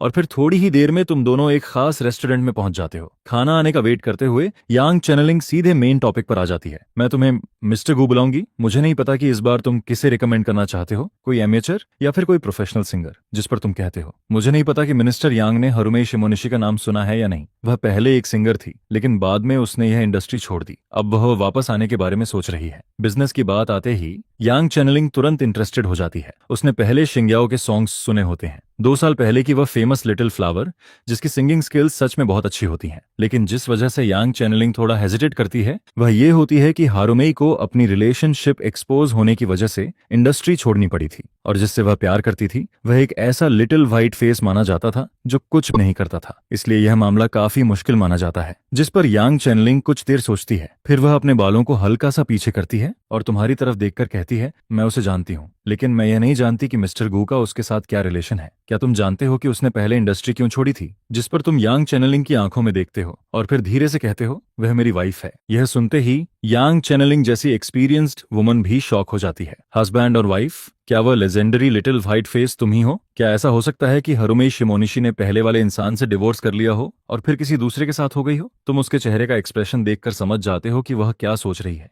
जिस पर तुम हल्का सा बिटर स्माइल करते हो और फिर कहते हो, तुमने सही सोचा। जब उसकी रिलेशनशिप एक्सपोज हुई थी तब उसी के साथ मैंने भी इंडस्ट्री छोड़ दी थी। यांग चैनलिंग ने हारुमे शिमोनिशी का नाम तो पहले सुना होता है, लेकिन वह यह नहीं जानती थी कि वह किसके साथ थी। तुम्हारी तरह का कोई इंसान जो पहले एक आइडल बॉय ग्रुप में था और जो सिर्फ अपने फेस की वजह से फेमस था, उस पर वह नेचुरली ज्यादा ध्यान नहीं देती। लेकिन अब यांग चैनलिंग के मन में थोड़ा डाउट आने लगता है, क्या वे दोनों सॉन्ग्स सच में तुमने लिखे थे? लेकिन तुम उसे ज्यादा देर सोचने का मौका नहीं देते और फिर उसकी हेजिटेंट एक्सप्रेशन को देखकर आगे कहते हो, क्या उसे तुम्हारी कंपनी में शामिल करना इतना मुश्किल है? अगर सच में मुश्किल है तो मैं कोई दूसरा तरीका ढूंढ लूंगा। फिर तुम आगे कहते हो, और मेरी सिर्फ यही रिक्वेस्ट नहीं है कि वह तुम्हारी कंपनी ज्वाइन करे। मैं चाहता हूं कि कंपनी में आने के बाद उसे सबसे बेस्ट रिसोर्सेज और पूरी फ्रीडम मिले, उसके कॉन्ट्रैक्ट पर कोई रोक ना हो। इसके बाद तुम कहते हो, सत्य, आखिर में बात सिर्फ इंटरेस्ट की है। मुझे यकीन है कि अगर मैं उसकी मदद करूंगा तो वह और भी ऊपर जाएगी। इसलिए मैं अब भी चाहता हूं कि तुम इस बारे में अच्छे से सोचो। तुम एक ही सांस में सब कुछ कह देते हो और फिर आराम से पानी का एक सिप लेते हो, जिस पर यांग चैनलिंग का एक्सप्रेशन सीरियस हो जाता है। साफ दिख रहा होता है कि वह थोड़ा मुश्किल में पड़ गई है। फिर वह कहती है, आखिर में अगर हम कोऑपरेट नहीं कर पाए तो सिर्फ तुम्हारे रिलीज किए हुए 2 सॉन्ग्स की वजह से